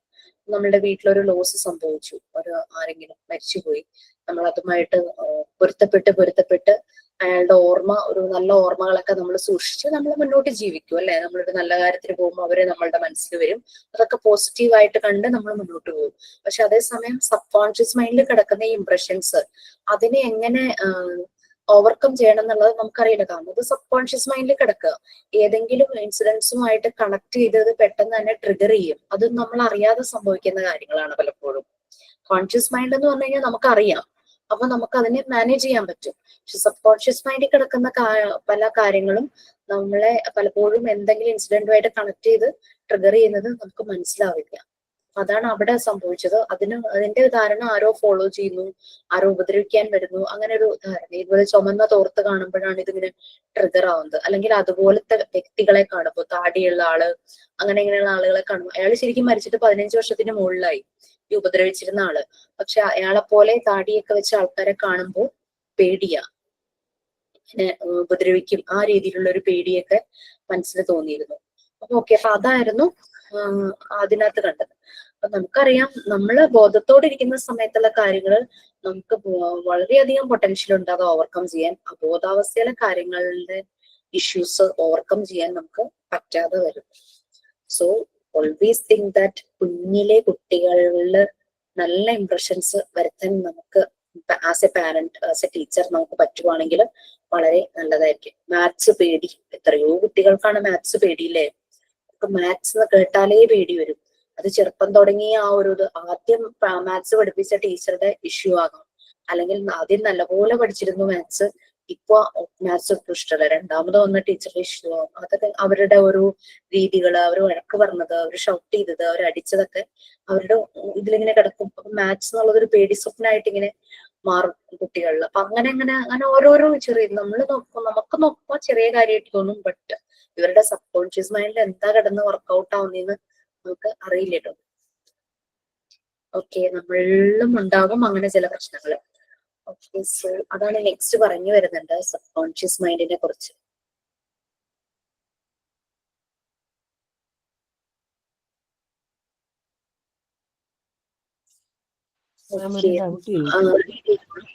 Yes please. നമുക്കത് എങ്ങനെ ഐഡന്റിഫൈ ചെയ്യാൻ പറ്റും? ഈ സബ് കോൺഷ്യസ് മൈൻഡ് നമുക്ക് ഐഡന്റിഫൈ ചെയ്യാൻ മറ്റുള്ളവരെ തിരിച്ചറിയുമ്പോൾ ചിലർക്ക് പെട്ടെന്ന് മനസ്സിലാകും. കാരണം അവർക്ക് തോന്നും ഞാൻ ഇല്ലാത്ത കാര്യം കാണുന്നു എന്നൊക്കെ നമ്മൾ പറയില്ലേ, സീയിങ് തിങ്സ്, ആരോ സംസാരിക്കുന്ന പോലെ തോന്നുന്നു. ചിലത് നമ്മളുടെ കൂടെയുള്ള ആരോടെങ്കിലും ഷെയർ ചെയ്ത് കഴിയുമ്പോൾ നമുക്കത് ഓക്കെ ആവും. ഒട്ടും പറ്റാതെ വരുമ്പോഴാണ് നമ്മൾ ഇതുപോലെ ആരുടെയെങ്കിലും സപ്പോർട്ട് തേടി പോകുന്നത്. ഈ തെറാപ്പി ഒക്കെ ചെയ്യുന്നവരാണ് അതിന് ആപ്റ്റ് ആയിട്ടുള്ള ആൾക്കാർ കേട്ടോ. അത് നമുക്ക് ഭയങ്കര സിവിയർ ആയിട്ട് ഫീൽ ചെയ്യുകയാണ്. ചിലത് നമുക്ക് ചില സമയത്ത് ഞാൻ ഡേ ടൈമിൽ ഞാൻ ഒറ്റയ്ക്കേ ഉള്ളൂ എന്റെ വീട്ടില്. അപ്പം ആ ഒരു ടൈമില് നമ്മളിപ്പോ ഭയങ്കര സൈലന്റ് ആയിട്ടിരിക്കും. ഇപ്പൊ ക്ലാസ് എടുത്തു പോകുമ്പോ നമുക്ക് വേറെ ചിന്തകളൊന്നും ഇല്ലല്ലോ, ഭയങ്കര സൈലന്റ് ആണ്. ഞാൻ TV ഒന്നും അങ്ങനെ കാണുന്ന ആളല്ല. ചില സമയത്ത് അതിന് പാട്ട് വെക്കാം, അത് മൊബൈലില്. ചിലപ്പോൾ മൊബൈലില് പാട്ട് വെക്കാതെ ഞാൻ എന്തെങ്കിലും ചെയ്തുകൊണ്ട് വീട്ടിലിങ്ങനെ നടക്കുവാണെങ്കിൽ ഞാൻ പല പല ശബ്ദങ്ങൾ കേൾക്കുന്ന പോലെ എനിക്ക് തോന്നും. ഞാൻ കോൺഷ്യസ് ആണ്, എനിക്കത് തോന്നുന്നതാണെന്നുള്ളത് ഞാൻ കോൺഷ്യസ് ആണ്. ഇന്നലെ ഞാനിങ്ങനെ രാത്രി ഇങ്ങനെ കിടന്നപ്പോ ബാക്കി എല്ലാവരും ഉറങ്ങും. കിടന്നപ്പോ എന്റെ ഈ മാല ഇങ്ങനെ എന്റെ കഴുത്തിലൂടെ ഇങ്ങനെ ഒഴുകി പോകുന്നു. ഞാനപ്പോ പാതി മയക്കത്തില്ല. അപ്പം ഞാൻ ഞെട്ടി എണീക്കുക, ജനല് തുറന്ന് കിടക്കുന്നുണ്ട്. ജനലിലൂടെ ആരോ എന്റെ മാല വലിക്കുന്നതാണെന്ന് ഞാൻ അങ്ങ് വിചാരിക്കുക. ഞാൻ ജനലിന്റെ അവിടെ പോയി പുറത്തേക്ക് നോക്കുമ്പോൾ ആരുമില്ല. പക്ഷെ ആക്ച്വലി സംഭവിച്ചത്, നമ്മളിങ്ങനെ കിടക്കുമ്പോൾ നമ്മുടെ മാല ഇങ്ങനെ നമ്മളൊന്ന് അനങ്ങുമ്പോ മാല ഇടുന്ന പൊസിഷനിൽ നിന്ന് ഒന്ന് മാറി ഊർന്ന് ഇതായതാണ്. അതാണ് സംഭവിച്ചത്. അത് പിന്നെ പെട്ടെന്ന് മനസ്സിലായി. അപ്പൊ അത് ചില കാര്യങ്ങൾ നമുക്ക് മനസ്സിലാവും. നമുക്ക് മനസ്സിലാകാത്ത ചില കാര്യങ്ങൾ വരുമ്പോഴാണ് നമ്മൾ ഇതുപോലെ ആരെങ്കിലും ഒന്ന് എടുത്ത് പോകുന്നത്. ഞാന് എന്റെ 27 ഇയേഴ്സിലാണ് ഞാൻ ഫസ്റ്റ് പ്രഗ്നന്റ് ആവുന്നത് കേട്ടോ. ഒരു 7 മന്ത് ഒക്കെ ആയ സമയത്ത് എനിക്ക് ഭയങ്കര ഒരു പനി വന്നു. പനി മാത്രമല്ല, അതിന്റെ കൂടെ ബ്രോങ്കൈറ്റിസും ഉണ്ടായിരുന്നു. അപ്പം ഭയങ്കര ശ്വാസമുട്ടായിരുന്നു. അപ്പൊ അത് വന്നത് ഉള്ളിലുള്ള കുഞ്ഞിനെ ബാധിച്ചു. കുട്ടിയുടെ വാൽവ് കംപ്ലൈന്റ് ആയി. അപ്പൊ കുട്ടി സർവൈവ് ചെയ്യില്ല എന്ന് ഡോക്ടർ പറഞ്ഞു. അങ്ങനെ ആ കുട്ടി പോയി. പിന്നെ എനിക്ക് ഉറങ്ങാൻ പറ്റിയിട്ടില്ല. ഞാൻ കേൾക്കുന്നത് മുഴുവനും കുഞ്ഞുങ്ങളുടെ കരച്ചിലാണ്. എനിക്ക് സഹിക്കാൻ പറ്റുന്നില്ല. ഞാൻ കണ്ണടയ്ക്കുമ്പോൾ കുട്ടികൾ കരയുന്ന ശബ്ദം ഞാൻ കേൾക്കുന്നത്. ഈവൻ ആ കുഞ്ഞിനെ ഞാൻ കണ്ടിട്ടില്ല, എന്നിട്ട് പോലും കുട്ടികൾ കരയുന്ന ശബ്ദം ഇങ്ങനെ കേട്ടുകൊണ്ടിരിക്കുക. അന്ന് നമുക്ക് ഇതൊന്നും അറിയില്ലല്ലോ. എനിക്ക് ഉറങ്ങാൻ പറ്റുന്നില്ല. എപ്പൊ ഞാൻ കണ്ണടയ്ക്കോ അപ്പോഴൊക്കെ എന്റെ ചുറ്റും കുറെ കുഞ്ഞുങ്ങളുടെ കരച്ചിൽ കേൾക്കും. അവസാനം ഞാൻ ഡോക്ടറോട് പറഞ്ഞു, ഹസ്ബൻഡ് പോയി ഡോക്ടറോട് പറഞ്ഞു, ഗൈനക്കോളജിസ്റ്റിനോട് തന്നെ. ഡോക്ടർ സാരമില്ല, ഞാനൊരു ടാബ്ലറ്റ് തന്നിടാന്ന് പറഞ്ഞു. അപ്പൊ ഡോക്ടർ ഈ ടാബ്ലറ്റ് തന്നപ്പോ ഞാൻ ടാബ്ലറ്റ് ഇങ്ങനെ നോക്കിയപ്പോ എനിക്ക് മനസ്സിലായി അത് സ്ലീപ്പിംഗ് പിൽസ് ആണെന്ന് മനസ്സിലായി. അപ്പൊ ഞാൻ ആലോചിക്കുക, ഞാൻ എത്ര കാലം ഈ സ്ലീപ്പിംഗ് പിൽസ് കഴിക്കും? പിന്നെ ഞാൻ അതിനൊരു അഡിക്ഷൻ ആയാലോ? ഇങ്ങനെയൊക്കെ ഭയങ്കര തോട്ട്സ് വരുവാണ് കേട്ടോ. അപ്പൊ അങ്ങനെ വന്നപ്പോ ഞാൻ വെച്ചില്ല, അത് ഞാൻ തന്നെ ഓവർകം ചെയ്യണം. അങ്ങനെ കുറെ സ്ട്രഗിൾ ചെയ്ത് എനിക്ക് അന്ന് മെഡിറ്റേഷനോ അങ്ങനത്തെ കാര്യങ്ങളൊന്നും എനിക്ക് അറിയില്ല, യോഗയൊന്നും അറിയില്ല. നമുക്ക് അങ്ങനെ പറഞ്ഞു തരാനൊന്നും അന്നും ആരും ഉണ്ടായില്ല കേട്ടോ. മോണ്ടിസോറി മെത്തേഡിലേക്ക് വന്നപ്പോഴാണ് അതൊക്കെ ശരിയായി വന്നത്. അന്നും പകല് വീട്ടില് ഞാൻ മാത്രമേ ഉള്ളൂ, ഞങ്ങൾ വാടകയ്ക്ക് താമസിക്കുമ്പോൾ. അപ്പം നമുക്ക് എപ്പോഴും ഈ തോട്ട്സ് വരുക, ഈ ഒരു ചിന്ത ഇങ്ങനെ വന്നുകൊണ്ടേയിരിക്കും. അപ്പൊ ഞാൻ ഓർത്തു, ഇതിങ്ങനെ ഹോണ്ട് ചെയ്തോണ്ടേയിരിക്കുകയല്ലേ. എനിക്ക് പാട്ട് കേൾക്കാനോ TV കാണാനോ ഒന്നും ചെയ്യാനും താല്പര്യമില്ല. കുക്കിംഗ് ഒന്നും താല്പര്യമില്ല. അങ്ങനെയൊക്കെ ബുദ്ധിമുട്ടൊക്കെ ആയപ്പോ മരുന്ന് കഴിച്ചിട്ട് അത് ശരിയാക്കണ്ടെന്ന് വിചാരിച്ചു. മരുന്ന് എന്ന് പറഞ്ഞാൽ സ്ലീപ്പിംഗ് പിൽസാ. ഡോക്ടർ ഉറങ്ങാനുള്ള മരുന്ന് തന്നു, വേറെ ഒന്നുമല്ല തന്നത്. അപ്പൊ നമുക്ക് പിന്നെ എനിക്കങ്ങനെ ക്ലോസ് ഫ്രണ്ട്സ് ഒന്നുമില്ല. മേ ബി നമ്മളെ ക്ലോസ് ആയിട്ട് കരുതിയിട്ടുള്ളവരുണ്ടാവുമായിരിക്കും. പക്ഷെ നമുക്ക് അങ്ങനെ ഒരു ഇതില്ല. അപ്പൊ നമുക്ക് അങ്ങനെ കാര്യങ്ങൾ സംസാരിക്കാൻ അങ്ങനെ ഒരു ആരുമില്ല. പിന്നെ എല്ലാവരും പല പല ലെവലിലേക്കൊക്കെ പോയിട്ടുള്ള ആൾക്കാരുമാണല്ലോ. അപ്പൊ അങ്ങനെ തന്നെ കുറെ നാളെടുത്താണ് ഒരു അവസ്ഥ ഒന്ന് ശരിയായി വന്നത്. പിന്നെ അപ്പോഴേക്കും മോളായി, പിന്നെ ഓരോന്ന് പഠിക്കാനായിട്ട് സ്റ്റാർട്ട് ചെയ്തു, മോനായി, പിന്നെ മോണ്ടിസോറി പഠിക്കാൻ തുടങ്ങി. അപ്പൊ പിന്നെ എന്നാലും ഓർമ്മയിലുണ്ട് ഈ ഒരു സംഭവം എനിക്ക് സംഭവിച്ചതും. അതെല്ലാം ഓർമ്മയിലുണ്ട്. അത് മറക്കൊന്നുമില്ല. അത് നമ്മളുടെ മെമ്മറിയിൽ തന്നെ ഇങ്ങനെ ഉണ്ട്. അപ്പൊ അങ്ങനത്തെ ഒക്കെ കുറെ പക്ഷെ എന്ന് വെച്ചാൽ ഇപ്പൊ അതിന്റെ ഒരു ട്രോമയോ ഹോണ്ടിയിലോ ഒന്നുമില്ല. അങ്ങനെ എനിക്ക് സംഭവിച്ചിരുന്നു, ഞാൻ അത് അക്സെപ്റ്റ് ചെയ്തു. അതിൽ നിന്ന് പുറത്ത് കിടക്കാൻ കുറെ സമയം എടുത്തു, സ്ട്രഗിൾ ചെയ്തു. ശരിക്കും പറഞ്ഞു കഴിഞ്ഞിട്ട് അത് സ്ട്രഗിൾ ചെയ്തത് ഒറ്റയ്ക്കായിപ്പോയി. ഹസ്ബൻഡിന് ഒന്നും അറിയില്ല, എന്താ ചെയ്യേണ്ടതെന്നുള്ളത് അറിയില്ല. വേറൊന്നും കൊണ്ടല്ല കേട്ടോ, എനിക്ക് എന്ത് പറഞ്ഞു തരും, എന്താ ഞാൻ അങ്ങനെയൊന്നും ആൾക്ക് അറിയില്ലായിരുന്നു.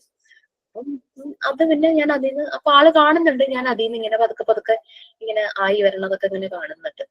ഇപ്പൊ അടുത്ത കുഞ്ഞാവുമ്പോ നമ്മൾ പിന്നെ അതിൽ ബിസിയായി അങ്ങനെ പോകും. വീട്ടിലെ കാര്യങ്ങളും അങ്ങനെ എനിക്ക് ആയിരിക്കും.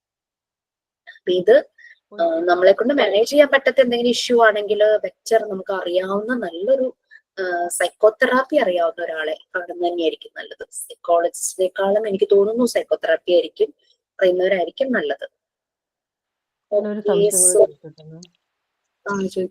പിന്നെ ഞാൻ നേരിട്ട് കണ്ടിട്ടുള്ളൊരു അനുഭവമാണ്.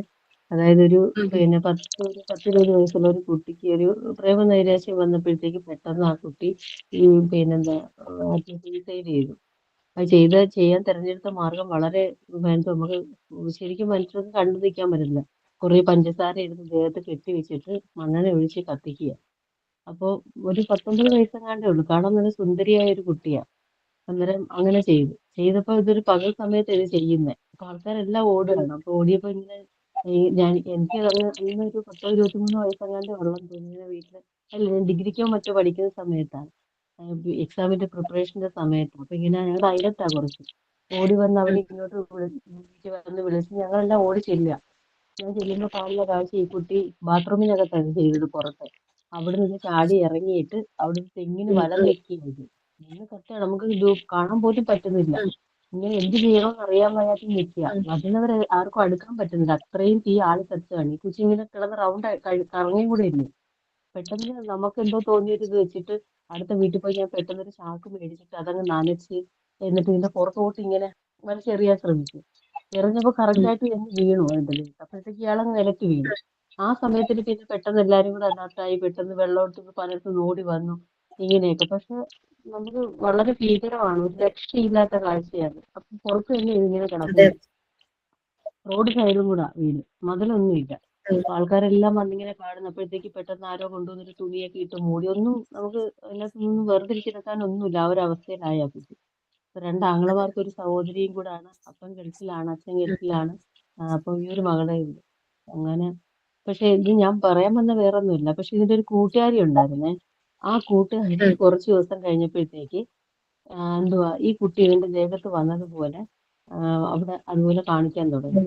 കാണിക്കാൻ വെച്ചാൽ അത് ഞാൻ നേരിട്ട് കണ്ടതാണ്. ഞാനത് നേരിട്ട് അനുഭവിച്ച ആളാണ്. അനുഭവിച്ചത് അത് ഞാൻ നേരിട്ട് കാണുകയാണ്. അപ്പം കാണുമ്പം അതിന്റെ വീട്ടിൽ അതൊരു മുസ്ലിം കുട്ടിയും കൂടെ ആയിരുന്നു. അപ്പൊ ഇവര് ഭയങ്കര ക്ലോസ് ഫ്രണ്ട്സ് ആണ്. അപ്പൊ ഇതിന്റെ ഏറ്റവും ഈ ലവ് അഫെയറിനെ കുറിച്ചൊക്കെ കൂടുതലായിട്ട് അറിയാൻ പറ്റുന്ന ഒരു കുട്ടിയായിരുന്നു ഇത്. പക്ഷെ അന്നേരം ഇതിന്റെ ദേഹത്ത് ഇത് ബാധ കയറിയതുപോലെ പിന്നെ കാണിച്ചത് മുഴുവൻ വെച്ചാൽ നമുക്കതൊന്നും കണ്ടു നിൽക്കാൻ പറ്റത്തില്ല. അമ്മാതിരിയുള്ള പ്രകടനങ്ങളാ. ഒരാളൊരു 5 ആണുങ്ങൾ പിടിച്ചിട്ട് പോലും ഈ കുട്ടി പിടിച്ച് നിൽക്കുന്നില്ലെന്നുള്ളതാണ്. പക്ഷെ ശേഷം എന്തിനാണ് ഇത് ചെയ്തതെന്ന് വരെ ആ കുട്ടി വിളിച്ചു പറയില്ല കേട്ടോ. അപ്പൊ ഇങ്ങനെ വിളിച്ചു പറയുമ്പം എല്ലാരും പറയുന്നുണ്ട് അത് ഇതിന്റെ ദേഹത്ത് ഇങ്ങനെ കൂടിയത്. പക്ഷെ എനിക്ക് അന്നേ ഉള്ളൊരു സംശയം എന്ന് വെച്ചാല് മറ്റേ കുട്ടി ഇതിനോട് എല്ലാം ഷെയർ ചെയ്ത് ഉണ്ടായിരിക്കണം. അപ്പൊ ഇതിന് ചിലപ്പോ ഒരു ആത്മഹത്യയിലേക്ക് ഇയാൾക്ക് വേണമെങ്കിൽ ചിലപ്പോ ഈ ആത്മഹത്യ തടയാൻ പറ്റുമായിരുന്നു എന്നുള്ള ഒരു ഉള്ളില് കിടക്കുന്ന ഈ ഉപബോധ മനസ്സിന്റെ ആ ഒരു കുഴപ്പം കൊണ്ടായിരിക്കും ഇതിങ്ങനെ കാണിക്കുന്നതെന്ന്. പക്ഷെ അവര് ഡോക്ടറെ ഒന്നും കാണിച്ചില്ല.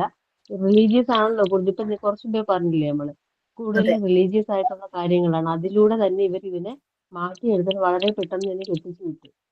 പക്ഷെ കെട്ടിച്ചു വിട്ടതിന് ശേഷം അതിന്റെ ജീവിതത്തിൽ ഒരു ശാശ്വതമായ കാര്യങ്ങളൊന്നും വന്നില്ല. കാരണം ആ കുട്ടി പ്രഗ്നന്റ് ആവുമ്പോഴൊക്കെ ഇത് ഇടയ്ക്കിടയ്ക്ക് ഹോൾഡ് ചെയ്യുന്നുണ്ടായിരുന്നു. വീട്ടിലൂടെ വിളിച്ചോണ്ട് വരുന്നത്.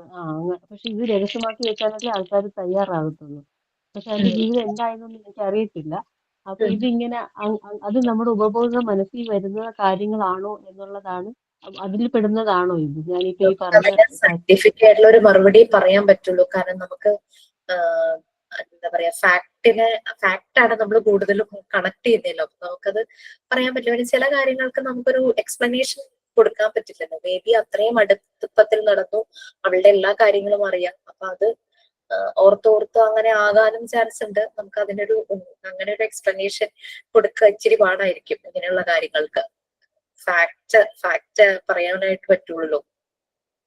എനിക്ക് അന്നേ ഉള്ളൊരു ഡൗട്ടാണ് അത് ഈ സബ് കോൺഷ്യസ് മൈൻഡ് എന്ന് പറയുമ്പോ അതിനകത്ത് അതിൽ വരുന്നതാണെന്ന് അന്നും നമുക്ക് തോന്നിപ്പോവും. ഉപബോധ മനസ്സിൽ എന്തോ ഉണ്ട്, അതായിരിക്കാം. പക്ഷെ അത് ഇവിടെ പറഞ്ഞപ്പോ എനിക്ക് ഇതുമായിട്ട് കണക്റ്റഡ് ആണോ എന്നൊരു സംശയം തോന്നി. അതുകൊണ്ടാണ് ഞാനത് പക്ഷെ ഇവൻ അത് സൈക്കോതെറാപ്പിസ്റ്റിന്റെ അടുത്ത് കൊണ്ടുപോകുമ്പോഴും അത് കറക്റ്റ് രീതിയിൽ അവരെ ട്രീറ്റ് ചെയ്ത് പോയാലാണ് അത് സോർട്ട് ഔട്ട് ആവാനായിട്ട് പറ്റുള്ളൂ. പിന്നെ കാരണം അതിന് ഫാമിലി അല്ല അവര് പക്ഷെ പലപ്പോഴും എന്തെങ്കിലുമൊക്കെ റിലീജിയസ് ആയിട്ടുള്ള കാര്യങ്ങൾ വഴി അങ്ങനെ ഇങ്ങനെയൊക്കെ അതൊരു വൺ സൈഡ് ഗുഡ്. ഒരു കുട്ടിക്ക് അതൊരു എനർജി തന്നെയാണ്. നമ്മൾ ആ മൂവിയിൽ അതാണല്ലോ കാണുന്നത്, മണിച്ചിത്രത്താഴിൽ അതാണല്ലോ കാണുന്നത്. ഒരു സൈഡിൽ അവിടെ പൂജ ഹോമം ഒക്കെ നടക്കുന്നു. അതിന്റെ ഒരു ബാക്ക്ഗ്രൗണ്ടിൽ ശരിക്കും അവിടെ ഒരു സൈക്കോതെറാപ്പി സെഷൻ നടക്കുവാണല്ലോ. മൂവി ആണെങ്കിലും അതിൽ കാണിക്കുന്നതും ഒരു ഫാക്ട് എന്നുള്ള രീതിയിലാണ്. ഇവര് കേട്ട് പഴകിയ കാര്യങ്ങളും അങ്ങനെയുള്ളതും എല്ലാം റിലേറ്റ് ചെയ്ത് പല ഉള്ളിൽ കുറെ ചിന്തകൾ വന്ന് അങ്ങനെ റിയാക്ട് ചെയ്യുന്നു എന്നുള്ള രീതിയിൽ തന്നെയാണ് മൂവിയിൽ കാണിക്കുന്നത്. അല്ലെ, മൂവിയിൽ ഒരിക്കലും നാഗവല്ലി കേറിയെന്ന് ഉള്ള രീതിയിൽ പറയുന്നില്ല. ലാസ്റ്റ് കൺക്ലൂഡ് ചെയ്യുന്ന അതാണല്ലോ. ഇങ്ങനെ അതെല്ലാം കേട്ട് വളർന്ന അങ്ങനെ ഒരു എൻവയോൺമെന്റിൽ വളർന്ന ഒരു കുട്ടി എപ്പോഴും അതിന്റെ അൺകോൺഷ്യസ് മൈൻഡിലും സബ് കോൺഷ്യസ് മൈൻഡിലും കോൺഷ്യസ് മൈൻഡിലും ഇങ്ങനെയുള്ള കുറെ കാര്യങ്ങളാണ് കണക്റ്റഡ് ആയിട്ട് കിടക്കുന്നത്. അതിങ്ങനെ ഒരു നല്ലൊരു സ്ട്രക്ചറിലും അല്ല കിടക്കുന്നത്. ഇങ്ങനെ ഇങ്ങനെ ഫുൾ അവരുടെ ചിന്തകൾ മുഴുവനും അങ്ങനത്തെ കാര്യങ്ങളാണ്. അതുകൊണ്ട് ഗംഗ അങ്ങനെ ആയി മാറി എന്നാണല്ലോ അതിനകത്ത് ലാസ്റ്റ് കൺക്ലൂഡ് ചെയ്യുന്നത്. അവിടെ ശരിക്കും സൈക്കോതെറാപ്പി സെഷൻ നടക്കുന്നു. ബട്ട് അതിന് വേണ്ടുന്ന ഒരു ബാക്ക്ഗ്രൗണ്ട് ഉണ്ടാക്കുന്നത് അവരുടെ റിലീജിയസ് ബിലീഫിലുള്ള ഒരു ഹോമം അല്ലെങ്കിൽ അങ്ങനത്തെ കാര്യങ്ങളിലൂടെയാണ് ചെയ്യുന്നത്. അത് തന്നെ നമുക്ക് പല മൂവീസിലും കാണുന്നത്. കാരണം മൂവീസിൽ ഇങ്ങനെ അങ്ങ് ഫാക്റ്റിനെ വളച്ചൊടിക്കില്ല. ഫാക്റ്റിനെ മുന്നിൽ വെച്ചിട്ടാണ് അവര് ഇതുപോലെ ബ്ലൈൻഡ് ബിലീഫിനെ കൊമേഴ്സ്യലും ആണല്ലോ മൂവി എന്ന് പറയുന്നത്, ഒരു ബിസിനസ്സും കൂടിയാണല്ലോ. അപ്പൊ ആ രീതിയിൽ കാണിക്കുന്നത്. ആകാശഗംഗയിൽ അത് ഇങ്ങനെ കാണിക്കുന്നു. അങ്ങനെ അങ്ങനെ അങ്ങനെ ഓരോന്നിനും ഓരോ രീതിയിൽ കാണിക്കുന്നുണ്ട്. നമുക്കത് ചില കാര്യങ്ങൾ എക്സ്പ്ലനേഷൻ നമ്മള് അന്ധമായി ഉള്ള വിശ്വാസങ്ങളിലേക്ക് അടിച്ചേൽപ്പിക്കുന്നതിനേക്കാളും നല്ലത് ഫാക്ട് എന്നുള്ള രീതിയിൽ തന്നെ പോകുന്നതായിരിക്കും. നമ്മൾക്ക് ശരിക്കും നമ്മളുടെ കുഞ്ഞുങ്ങളുടെ സബ് കോൺഷ്യസ് മൈൻഡിൽ നല്ല ഇംപ്രഷൻസ് വരാനായിട്ട് നമ്മൾക്ക് പ്രിപ്പയർ ചെയ്യുക. അതാണ് ശരിക്കും ആ ഒരു എൻവയോൺമെന്റ് നമ്മൾ പ്രൊവൈഡ് ചെയ്ത് കൊടുക്കുക. അപ്പൊ പലപ്പോഴും ഞാൻ ഒരു ക്ലാസ് എടുത്ത് കഴിഞ്ഞപ്പോ എന്നോടൊരു കുഞ്ഞിന്റെ അമ്മ പറഞ്ഞു, എന്റെ 19 years ഉള്ള ഒരു മകന്റെ അമ്മയാണ്, അത് പറയുമായിരുന്നു, മിസ് പറഞ്ഞ ചില കാര്യങ്ങൾ എന്റെ എവിടേക്കോ കൊണ്ടു. ലൈക്ക് എന്താ പറയാ, ഇനി എനിക്ക് എന്ത് ചെയ്യാൻ പറ്റും? കാരണം 19 years ആയി, കുഞ്ഞു പ്രായം എല്ലാം കഴിഞ്ഞല്ലോ. അവിടെ ചെയ്യേണ്ടിയിരുന്ന കാര്യങ്ങളൊന്നും ശരിയായ രീതിയിൽ ചെയ്യാൻ പറ്റാതെ 19 വയസ്സുകാരനിൽ എനിക്ക് എന്ത് ചെയ്യാൻ പറ്റുമെന്ന് പറഞ്ഞ് ഭയങ്കര ടെൻഷൻ അടിച്ച ഒരു അമ്മ ഉണ്ടായിരുന്നു. അപ്പൊ പറഞ്ഞു, സാരമില്ല, ഇപ്പൊ അമ്മയുടെ റോള് നല്ലപോലെ ചെയ്യുക. അവരൊരു സൈക്കോളജിസ്റ്റിനെ പോലെ പെരുമാറി മകന്റെ അടുത്ത്. മകനെ നേരാക്കാൻ വേണ്ടി സൈക്കോളജി പഠിച്ച സൈക്കോളജിസ്റ്റിനെ പോലെ പെരുമാറി. സോ അത് ആ ഒരു ഇത് ശരിക്കും അത് അങ്ങനത്തെ ഒരു ബുദ്ധിമുട്ടുള്ള ഒരു അവസ്ഥ. അപ്പൊ നമ്മള് ചിലപ്പോ ടീച്ചർമാരുണ്ടാകും, ടീച്ചറുടെ ചിട്ടയായിരിക്കും ചിലപ്പോ ചെയ്യിക്കുന്നത്. പോലീസ് ഉണ്ടാകും, പോലീസിന്റെ ആ ഒരു ചിട്ട കാണിക്കും. പട്ടാളം ഉണ്ടെങ്കിൽ പട്ടാളത്തിന്റെ ചിട്ട. നമ്മൾ അവിടെ അച്ഛനും അമ്മയായിട്ട് മാറാനായിട്ട് ശ്രമിക്കല്ല, മാറുക തന്നെയാണ് വേണ്ടത്. അപ്പൊ അതൊക്കെയാണ് കുട്ടികളിലെ പല പ്രശ്നങ്ങൾക്കും കാരണം. പിന്നെ അവരില് ബിഹേവിയറൽ പാറ്റേൺ പല ചേഞ്ചസിന് കാരണം വരിക. പോലീസുകാരൻ ഭയങ്കര ആയിട്ട് അമ്മയെ ഉപദ്രവിക്കുന്ന പോലീസുകാരനെ കണ്ട് വളർന്ന മകനുണ്ടാവും അല്ലെ? അങ്ങനെ അത് കണ്ട് ആ ഒരു വിഷമം ബുദ്ധിമുട്ട് അനുഭവിക്കുന്ന മകനുണ്ടാവും. അങ്ങനെ അങ്ങനെ അങ്ങനെ പലപ്പോഴും ആ ഒരു പാരന്റൽ ഇഷ്യൂസ് കാരണം ഒത്തിരി വിഷമിക്കുന്ന കുട്ടികളുണ്ട്. നമ്മൾ പോകുന്ന ക്ലാസ്സിൽ തന്നെ മിക്കവാറും നമുക്ക് കാണാൻ വേണ്ടി പറ്റും. എൻ്റെ ഒരു ഫ്രണ്ട് പറയുമായിരുന്നു, ഒരു ഭയങ്കര റിച്ച് ആണ് കേട്ടോ, ഒരു മോനേ ഉള്ളൂ. ഇത് ഹസ്ബൻഡും വൈഫും അങ്ങോട്ട് ലവ് മാരേജും കൂടിയാ. അവര് തമ്മിലങ്ങനെ ചെയ്യില്ല. വഴക്ക് തുടങ്ങുമ്പോഴേക്കും മോൻ അമ്മയാണ് എപ്പോഴും ഭയങ്കരമായിട്ട് ആ വഴക്ക് ഇതാക്കുന്നത്. അപ്പം മോനറിയാം അമ്മോട് പറഞ്ഞാൽ ശരിയാവില്ല. മോനപ്പോ അച്ഛനെ വളരെ ദയനീയമായിട്ട് നോക്കും. കുട്ടിയുടെ അച്ഛനാണ് എന്റെ ഫ്രണ്ട് കേട്ടോ. അതെന്നോട് പറഞ്ഞൊരു കാര്യമാണ്, ദയനീയമായിട്ട് അച്ഛനെ നോക്കും. അതിന്റെ അർത്ഥം അച്ഛനൊന്ന് നിർത്തും, അച്ഛൻ മിണ്ടാതിരിക്കൂ എന്നുള്ളതാണ്. അപ്പൊ അവൻ അവിടെ അവന്റെ ഒരു സ്ട്രഗിള്, അവന്റെ ആ ഒരു മാനസിക സമ്മർദ്ദം ഭയങ്കരമാണല്ലോ. അതൊക്കെ അവരുടെ ആ ഒരു ലൈഫ് പാറ്റേണിൽ ഭയങ്കര പ്രശ്നങ്ങളുണ്ടാവും. ചിലരെന്ന് പറഞ്ഞാൽ ഓവർകം ചെയ്യും. ഞാൻ അങ്ങനെ ആവില്ല, അല്ലെങ്കിൽ എന്റെ പാർട്ട്ണർ അങ്ങനെ ആകാത്ത ഒരാളെ എനിക്ക് വേണം, അങ്ങനെയൊക്കെ ചിന്തിച്ചു പോകും. ചിലരങ്ങ് ഡൗൺ ആയി പോകും. So it's all because of the environment. അവര് ജീവിക്കുന്ന സാഹചര്യങ്ങളിലെ അവര് സോഷ്യലൈസ് ചെയ്യുന്ന ആളുകളെയൊക്കെ ഡിപ്പെൻഡ് ചെയ്തിരിക്കും. ഞാൻ വിചാരിച്ചു ഈ ഒരു യൂണിറ്റ് തീർക്കാമെന്നായിരുന്നു, അത് തീർന്നില്ല. ഓക്കെ, അപ്പൊ നെക്സ്റ്റ് ക്ലാസ് ഓൺവേർഡ്സ് നമ്മൾ റെക്കോർഡ് റൈറ്റിംഗ് ആയിരിക്കും. ഞാനപ്പോ ക്ലാസ് റൂമിൽ അത് മെസ്സേജ് ഇട്ടേക്കാം. അപ്പൊ ക്ലാസ്സിൽ കയറാത്തവർക്ക് അതൊരു യൂസ്ഫുൾ ആയിരിക്കുമല്ലോ. സോ നമ്മളുടെ മക്കളില് ഇപ്പൊ എല്ലാവർക്കും റിലേറ്റ് ചെയ്യാനായിട്ട് പറ്റും. ഓ, ഞാനൊന്നും അങ്ങനെ ചെയ്യണ്ടായിരുന്നു. ഇതുവല്ലോ എനിക്കും ഫീൽ ചെയ്തിട്ടുള്ള പല കാര്യങ്ങളുണ്ട്. ഞാൻ ഇത് കോഴ്സ് സ്റ്റാർട്ട് ചെയ്യുമ്പോൾ എന്റെ മോന് 3 വയസ്സും മോള് എന്താ പറയാ ഒരു 2nd സ്റ്റാൻഡേർഡോ 3rd സ്റ്റാൻഡേർഡോ ആ ഒരു ഏജ് ആയിരുന്നു. സോ എനിക്ക് ആ ഒരു ടൈമിൽ എനിക്കും മാറാൻ പറ്റി. സോ ലൈക്ക് അങ്ങനെ 19 വയസ്സാണെങ്കിലും 20 വയസ്സാണെങ്കിലും നമ്മുടെ കുട്ടികളല്ലേ. ആ സമയത്ത് ചെയ്യാൻ പറ്റുന്ന രീതിയിൽ പിന്നെ അങ്ങോട്ട് മാറിയാൽ മതി. അപ്പൊ കുട്ടികൾക്ക് പെട്ടെന്ന് നമ്മളുടെ മാറ്റം മനസ്സിലാവും. അപ്പൊ അവർക്ക് ഹാപ്പി ആവും അവര്. Okay, so okay then bye night. ഞാൻ ക്ലാസ് റൂമിൽ ഇട്ടേക്കാം. അപ്പൊ നാളെ റെക്കോർഡൊക്കെ ആയിട്ട് റെഡി ആയിട്ടിരുന്നു എല്ലാവരും. റെക്കോർഡ് റൈറ്റിങ്ങിനൊപ്പം നമുക്ക് കുറെ മെറ്റീരിയൽസ് അവൈലബിൾ ആയിട്ടുണ്ട്. ആ മെറ്റീരിയൽ എല്ലാം ക്ലാസ് റൂമിൽ കാണിക്കുകയും ചെയ്യാം. ഓക്കെ, അപ്പൊ നമുക്ക് ലോ കോസ്റ്റിൽ ഉണ്ടാക്കാൻ പറ്റുന്ന ചില മെറ്റീരിയൽസ് ഞാൻ പറയാം. കുറെയൊക്കെ നമ്മൾ ചെയ്തിട്ടുണ്ടാവും. സാൻഡ് പേപ്പർ ലെറ്റേഴ്സും അങ്ങനത്തെ കാര്യങ്ങളൊക്കെ നമ്മൾ ചെയ്തിട്ടുണ്ടല്ലോ. അപ്പൊ അതുപോലെ പറ്റുന്ന മെറ്റീരിയൽസ് എല്ലാം ഉണ്ടാക്കി വെച്ചു.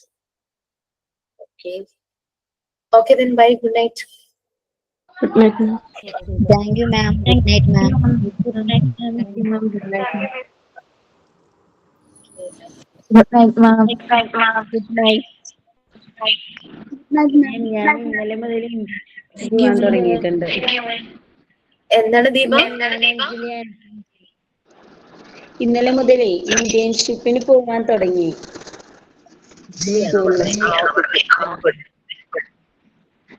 ഇന്നും പോയി. ഇവിടെ ശ്രീസായി എന്ന് പറയുന്ന സ്കൂളുണ്ട്, ചേച്ചിയുടെ മക്കൾ പഠിക്കുന്നതാ, CBSE. അവിടെ ഇപ്പൊ LKG എടുക്കുന്നുണ്ട്. പക്ഷെ ടീച്ചർ അവിടത്തെ ഇന്ന് നമ്മളിപ്പം പറഞ്ഞില്ലേ സ്റ്റാർട്ടിങ്ങില്, ഞാൻ പിന്നെ നമ്മളെല്ലാവരും ഒരുമിച്ച് പറയുമ്പോ ക്ലാസ് ഇങ്ങനെ പോവല്ലോ എന്ന് വിചാരിച്ചിട്ട് പറയാഞ്ഞതാ. ഭയങ്കരമായിട്ട് ഷൗട്ട് ചെയ്യുന്നത് മാത്രല്ല, നമുക്ക് ആ കുട്ടികൾ, ഞാൻ ഇന്നലെയല്ലേ പോയുള്ളൂ, പക്ഷെ ഇന്ന് അവരുടെ മിസ് പോകുമ്പോ കുട്ടികൾ ഭയങ്കര ഹാപ്പി ആയിട്ടിരിക്കുക. ഞാൻ ഇന്ന് പോരുമ്പോ അവരെന്റെ അടുത്ത് ചോദിക്കാം, മിസ് ഞങ്ങളെ ഇട്ടിട്ട് പോവുകയാണോ, ഒറ്റയ്ക്കാക്കി പോവുകയാണോ, ഇങ്ങനെ ചോദിക്കുക. അപ്പൊ അതിലൊരു കുട്ടിയുടെ അമ്മയുണ്ടായിരുന്നു അവിടെ ടീച്ചറായിട്ടേ. അപ്പൊ എനിക്ക് അറിയില്ലായിരുന്നു അമ്മയുണ്ടെന്ന്. അപ്പൊ ആ കുഞ്ഞെന്റെ അടുത്ത് ഇടയ്ക്കിടയ്ക്ക് വന്ന് പറയുന്നുണ്ട് എനിക്ക് അമ്മേനെ കാണണമെന്ന്. പക്ഷെ എനിക്കറിയില്ലല്ലോ ഇവിടെ ഉണ്ടെന്ന്. അപ്പൊ ഞാൻ പറഞ്ഞു അമ്മേനെ വീട്ടിൽ പോയിട്ട് കാണാം. ഇപ്പം മിസ് ഇവിടെ ഇല്ലേ, മിസ്സിനെ കണ്ടോ, വീട്ടിൽ പോയാൽ മിസ്സിനെ കാണാൻ പറ്റില്ലല്ലോ, കുട്ടിക്ക് മിസ്സിനെ ഇഷ്ടമല്ലേ എന്ന് പറയുമ്പോ അവൻ പോയിരുന്ന് എഴുതുന്നുണ്ട് ഇടയ്ക്കിടയ്ക്ക്. അപ്പൊ അവ എഴുതില്ല, ഇങ്ങോട്ട് ഇങ്ങനെ വന്നുകൊണ്ടിരിക്കും. അപ്പൊ ആ കുട്ടി ഇടയ്ക്കിടയ്ക്ക് കൂടി വരും, ഇത് തന്നെ പറയും. അപ്പൊ ഞാൻ ഗുഡ് ബോയ് ആണെന്ന് പറയണേന്ന് പറയും. അപ്പൊ ഞാൻ ആ ഗുഡ് ബോയ് ആണല്ലോ എന്ന് പറയും, തിരിച്ചു പോകും. കുറെ കഴിഞ്ഞപ്പോ ഒരു മിസ് കയറി വന്നു. അപ്പൊ അത് പറഞ്ഞു എന്റെ മോനാന്ന് പറഞ്ഞു, ഭയങ്കര വികൃതിയാണ്, അവനൊന്നും എഴുതില്ല എന്ന് പറഞ്ഞു. അപ്പൊ ഞാൻ പറഞ്ഞു എഴുതുന്നുണ്ടല്ലോ എന്ന് പറഞ്ഞു. അപ്പൊ ആള് പറഞ്ഞു അവ ഒന്നും എഴുതില്ല ക്ലാസ്സിൽ, സാധാരണ മിസ് എപ്പോഴും കംപ്ലൈന്റ് ചെയ്യുന്നു പറഞ്ഞു. അപ്പൊ ഞാൻ പറഞ്ഞു ഞാൻ പറയുമ്പോ പക്ഷെ അവനെ എഴുതുന്നുണ്ട് എന്ന് പറഞ്ഞു.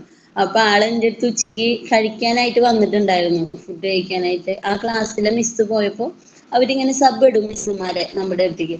അപ്പൊ ആള് വന്നിട്ട് ആദ്യം പറഞ്ഞു കഴിക്കാൻ തുടങ്ങിയെന്ന് ചോദിച്ചപ്പോ ഞാൻ പേടിച്ചു പോയി. എന്ന് വെച്ചാൽ ഫുഡ് അപ്പൊ കഴിക്കാൻ പാടില്ലേ എന്ന് വിചാരിച്ചിട്ട്. അപ്പൊ ആള് കഴിക്കാൻ വന്നതാ കൂടെ, നമ്മുടെ കൂടെ. അപ്പൊ പറയാണ് അവൻ തീരെ ഇരിക്കില്ല അങ്ങനെ ക്ലാസ്സില്, പക്ഷെ മറ്റേ മിസ് നന്നായി ഷൗട്ട് ചെയ്യുമല്ലോ. അപ്പൊ ആളുടെ അടുത്ത് എപ്പോഴും പറയും സ്നേഹത്തിൽ പറഞ്ഞായിരിക്കും. ഞാനാണെങ്കിൽ അവന് സ്നേഹത്തിലാണല്ലോ പറയണേ. അപ്പൊ ആള് പറയാം ആദ്യമായിട്ടാണ് ഇന്ന് അവൻ ക്ലാസ്സിൽ ഇരുന്ന് ഇത്രയും നോട്ട് ചെയ്ത് കാണണേന്ന്. അപ്പൊ ആള് പറയും, ഞാൻ പറഞ്ഞു എൻ്റെ അടുത്ത് അവൻ ഇങ്ങനെ ഇടയ്ക്കിടയ്ക്ക് ഓടി വരും, പക്ഷെ എനിക്കറിയില്ലല്ലോ, ഞാൻ നമ്മളെ ഭയങ്കര സ്നേഹത്തിൽ പറയുന്നുണ്ട് കുട്ടിയുടെ അടുത്ത്. ഓരോരുത്തരും ഇങ്ങനെ വന്നുകൊണ്ടിരിക്കുന്നുണ്ട്. അപ്പൊ ഇന്ന് ആ മിസ് കയറി വന്നപ്പോ എൻ്റെ അടുത്ത് ചോദിച്ചു എന്താ ഇവരെല്ലാം മിണ്ടാതിരിക്കണേന്ന് ചോദിച്ചു. അപ്പൊ ഞാൻ പറഞ്ഞു അവര് നോട്ട് ചെയ്താണ്, അത് കഴിഞ്ഞവരാണ് മിണ്ടാതിരിക്കണേന്ന് പറഞ്ഞു. ആ ക്ലാസ് എപ്പോഴും ബഹളമാണെന്ന് എനിക്കറിയില്ല. അപ്പൊ മറ്റേ ടീച്ചേഴ്സും ഇതുപോലെ വന്നു പോകുന്നുണ്ട്. അപ്പൊ ഞാൻ ഇന്ന് ഓഫീസിൽ ഇറങ്ങുമ്പോ അവരൊക്കെ ഭയങ്കര ഹാപ്പി ആയിട്ട് ഭയങ്കരമായിട്ട് പരിചയമുള്ള പോലെ സംസാരിക്കുന്നു നമ്മുടെ അടുത്ത്. അപ്പൊ ഇവിടുന്ന് പോയിട്ട് അവിടെ പറഞ്ഞിരുന്നു തോന്നുന്നു ടീച്ചേഴ്സ് ഇങ്ങനെ വന്നിട്ട് ആ ക്ലാസ് സൈലന്റ് ആണ് അങ്ങനെ. അപ്പൊ എനിക്കിന്ന് നല്ല സന്തോഷമായി. ഞാൻ വീട്ടിൽ വന്നിട്ട് അമ്മയെടുത്ത് പറയാ, പോകുമ്പോ അതുപോലെ എങ്ങനെയാ മിസ് പോണേ, ബസ് ഉണ്ടോ, കൊണ്ടുവരാൻ വരുമോ, അവരിങ്ങോട്ട് ചോദിക്കാണ് നമ്മളുടെ അടുത്ത്. അപ്പൊ ഞാൻ പറഞ്ഞു അവിടെ പുറത്ത് ജനലിൽ കൂടെ കാണിച്ചു കൊടുക്കാൻ പറ്റി. ഹസ്ബൻഡ് വന്നിട്ടുണ്ടായിരുന്നു, ഫിസിയോക്ക് ഉണ്ണികളെ കൊണ്ടുകൊണ്ട് പെർമിഷൻ മേടിച്ചിട്ടുണ്ട് 1 മണിക്കൂർ ചൊവ്വയും വ്യാഴം. അപ്പൊ അവര് തന്നിട്ടുണ്ട്. അപ്പൊ അവര് ഞാൻ പോകുമ്പോ വെറുതെ ജനലിന്റെ അവിടേക്ക് നോക്കി. എനിക്ക് സത്യം പറഞ്ഞ നോക്കിയില്ലെങ്കിൽ സങ്കടമായി പോയേനെ. കാരണം എല്ലാം അവിടെ വന്ന് നിന്ന് ടാറ്റ തന്നോണ്ടിരിക്കുക. നമുക്ക് കൈ മാത്രമേ കാണുള്ളൂ, നെറ്റ് ഇട്ടിട്ടുണ്ട് അവിടെ. അപ്പൊ ഞാൻ അകലിൽ നോക്കുമ്പോ ഫുള്ള് അവിടെ വന്നിരുന്നിട്ട് ടാറ്റ വന്നുകൊണ്ടിരിക്കുക അവരതിന്റെ ഉള്ളിൽ കൂടെ. അപ്പൊ ഇന്ന് നല്ല ഹാപ്പി ആയിരുന്നു അത് കാരണം. ഇന്നലെ പിന്നെ അത്രയും നമുക്ക് ഇതില്ലല്ലോ, ആ മിസ്സുമാരെ ഇരിക്കുമ്പോ നമുക്ക് കൂടുതലൊന്നും പറയാൻ പറ്റില്ല. ഇന്ന് അതുപോലെ തന്നെ അടിക്കുന്നുണ്ടായിരുന്നു. നമുക്കിത് കാണുമ്പോ ഭയങ്കര സങ്കടം. കുഞ്ഞു കുട്ടികളല്ലേ, വടിയെടുത്ത് കൊണ്ടുവന്ന് അടിച്ചു. അത് കഴിഞ്ഞ് കൈകൊണ്ട് അടിച്ചു. ഞാൻ കണ്ണും പൂട്ടി നിന്ന്, നമുക്ക് പ്രതികരിക്കാൻ പറ്റില്ലല്ലോ, കുഞ്ഞു കുട്ടികളല്ലേ പറയാ. ഞാൻ പക്ഷെ ആ കുട്ടികളെ നമ്മള് വിളിക്കുമ്പോഴുണ്ടല്ലോ അവര് സൈലന്റ് ആയിരിക്കുന്നുണ്ട്. ഇങ്ങനെ ഇരിക്കണം മിസ് ഇനി മിണ്ടില്ല കേട്ടോ എന്ന് പറഞ്ഞു കഴിഞ്ഞാൽ അവര് പക്ഷെ നല്ല കുട്ടികളായിരുന്നു, ചെയ്യുന്നുണ്ട് കാര്യങ്ങള്. അപ്പൊ ഞാൻ ആലോചിച്ചു നമ്മുടെ മെത്തേഡ് പ്രകാരം പോകുമ്പോൾ സൈലന്റ് ആയിരിക്കുന്നുണ്ട്, ചെയ്യുന്നുണ്ട്. ഈ അടിച്ചിട്ടൊന്നും ഒരു കാര്യമില്ല. അതിന് ഇന്നലെ പുറത്ത് കൊണ്ടിരുത്തി ആ കുട്ടീനെ. പുറത്ത് മീൻസ് അവര് ഒറ്റയ്ക്ക് ഇരുത്തി. എന്നിട്ട് ഇന്ന് ആ കുട്ടി ഒരു തരി പോലും വർത്താനം പറയാതിരുന്നില്ല. പക്ഷെ ഞാൻ ഒരു 10 മണിക്ക് ശേഷം എൻ്റെ കയ്യിലായിരുന്നു 2:30 വരെ. ആ കുട്ടി അപ്പൊ തൊട്ട് എല്ലാം എഴുതുന്നുണ്ട്, ഓടി വന്ന് എല്ലാം ചെയ്യുന്നുണ്ട്. അത് വർത്താനവും പറയും, അവിടെ അടങ്ങിയിരിക്കുന്നുണ്ടായിരുന്നു. അപ്പൊ നമ്മുടെ മെത്തേഡ് തന്നെയാ നല്ലതെന്ന് എനിക്കപ്പോ തോന്നി. പക്ഷെ അവിടെ പറയാൻ പറ്റില്ലല്ലോ. അപ്പൊ എൻ്റെ അടുത്ത് പറഞ്ഞു മറ്റേ മിസ്സുമാര്, അവരൊക്കെ ഭയങ്കര കൂളായിട്ട് ഇരിക്കുന്നുണ്ടല്ലോ. നാളെ എന്റെ കയ്യിൽ മാത്രം ചാർജ്, മറ്റേ മിസ് ഇല്ല. പിന്നെ എന്താണെന്ന് അറിയില്ല നാളത്തെ കാര്യം. ഇന്നത്തെ വെച്ച് നോക്കുമ്പോൾ വലിയ കുഴപ്പമില്ല. അവർക്ക് ഒരു ദിവസം ആക്ടിവിറ്റി ഡേ ആണ്. അപ്പൊ നാളെ ആക്ടിവിറ്റി മാത്രമേ ഉള്ളൂ, ബുക്സ് ഒന്നും ഉണ്ടാവില്ല. അപ്പൊ ഇന്നലെ വരെ ഒന്നും ഉണ്ടായിരുന്നില്ല, വെറുതെ ഇരിക്കായിരുന്നു ക്ലാസ്സിൽ. ഞാൻ ചെന്നപ്പോ എനിക്ക് പണി കിട്ടിയ പോലെ, ഇന്ന് ബുക്ക് വന്നിട്ടുണ്ട് അവിടെ. നാളെ തൊട്ട് ബുക്കില് പറയുന്ന ആക്ടിവിറ്റി ചെയ്യിക്കണം എന്ന് പറഞ്ഞു. മിസ് പറയാണ് കഴിഞ്ഞ ആഴ്ച വരെ അവർക്ക് ബുക്കൊന്നും ഉണ്ടായിരുന്നില്ല, വെറുതെ ഒരു ഡേ എന്തെങ്കിലും കളർ അങ്ങനെയായിരുന്നു. പക്ഷെ ഇന്നലെ മുതൽ ബുക്ക് വന്നിട്ടുണ്ടെന്ന് പറഞ്ഞു. അപ്പൊ നമ്മൾ അതിൽ നോക്കിയിട്ട് നമുക്കൊക്കെ ഇല്ല ഇങ്ങനെ കൈകൾ വെച്ച് കൊടുക്കുന്നത്, അതുപോലെ നമ്പേഴ്സ് ഇട്ട് കൊടുത്ത് ഐഡന്റിഫൈ ചെയ്യുന്ന അങ്ങനത്തെ കാര്യങ്ങളുണ്ടല്ലോ, അതുണ്ടെന്നാ പറഞ്ഞത്. അപ്പോ കുഴപ്പമില്ല പോകുന്നു. ഞാൻ പിന്നെ സ്റ്റാർട്ടിങ് പറഞ്ഞ നമ്മുടെ ക്ലാസ് ഇങ്ങനെ പോകുമല്ലോ എന്ന് വെച്ചിട്ട് പിന്നെ ലാസ്റ്റ് പറയാന്ന് വെച്ചതായിരുന്നു. അപ്പൊ ശരി, good night ma'am. Okay, very good.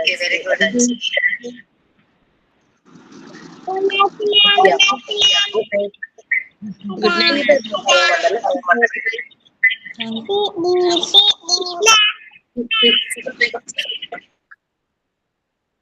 Deepa എന്താ പറയാൻ വന്നില്ലേ? ഇല്ല മാം, ഞാൻ ഗുഡ് നൈറ്റ് എന്ന് പറഞ്ഞതാണ് മാം. ആണോ? ശരി ശരി.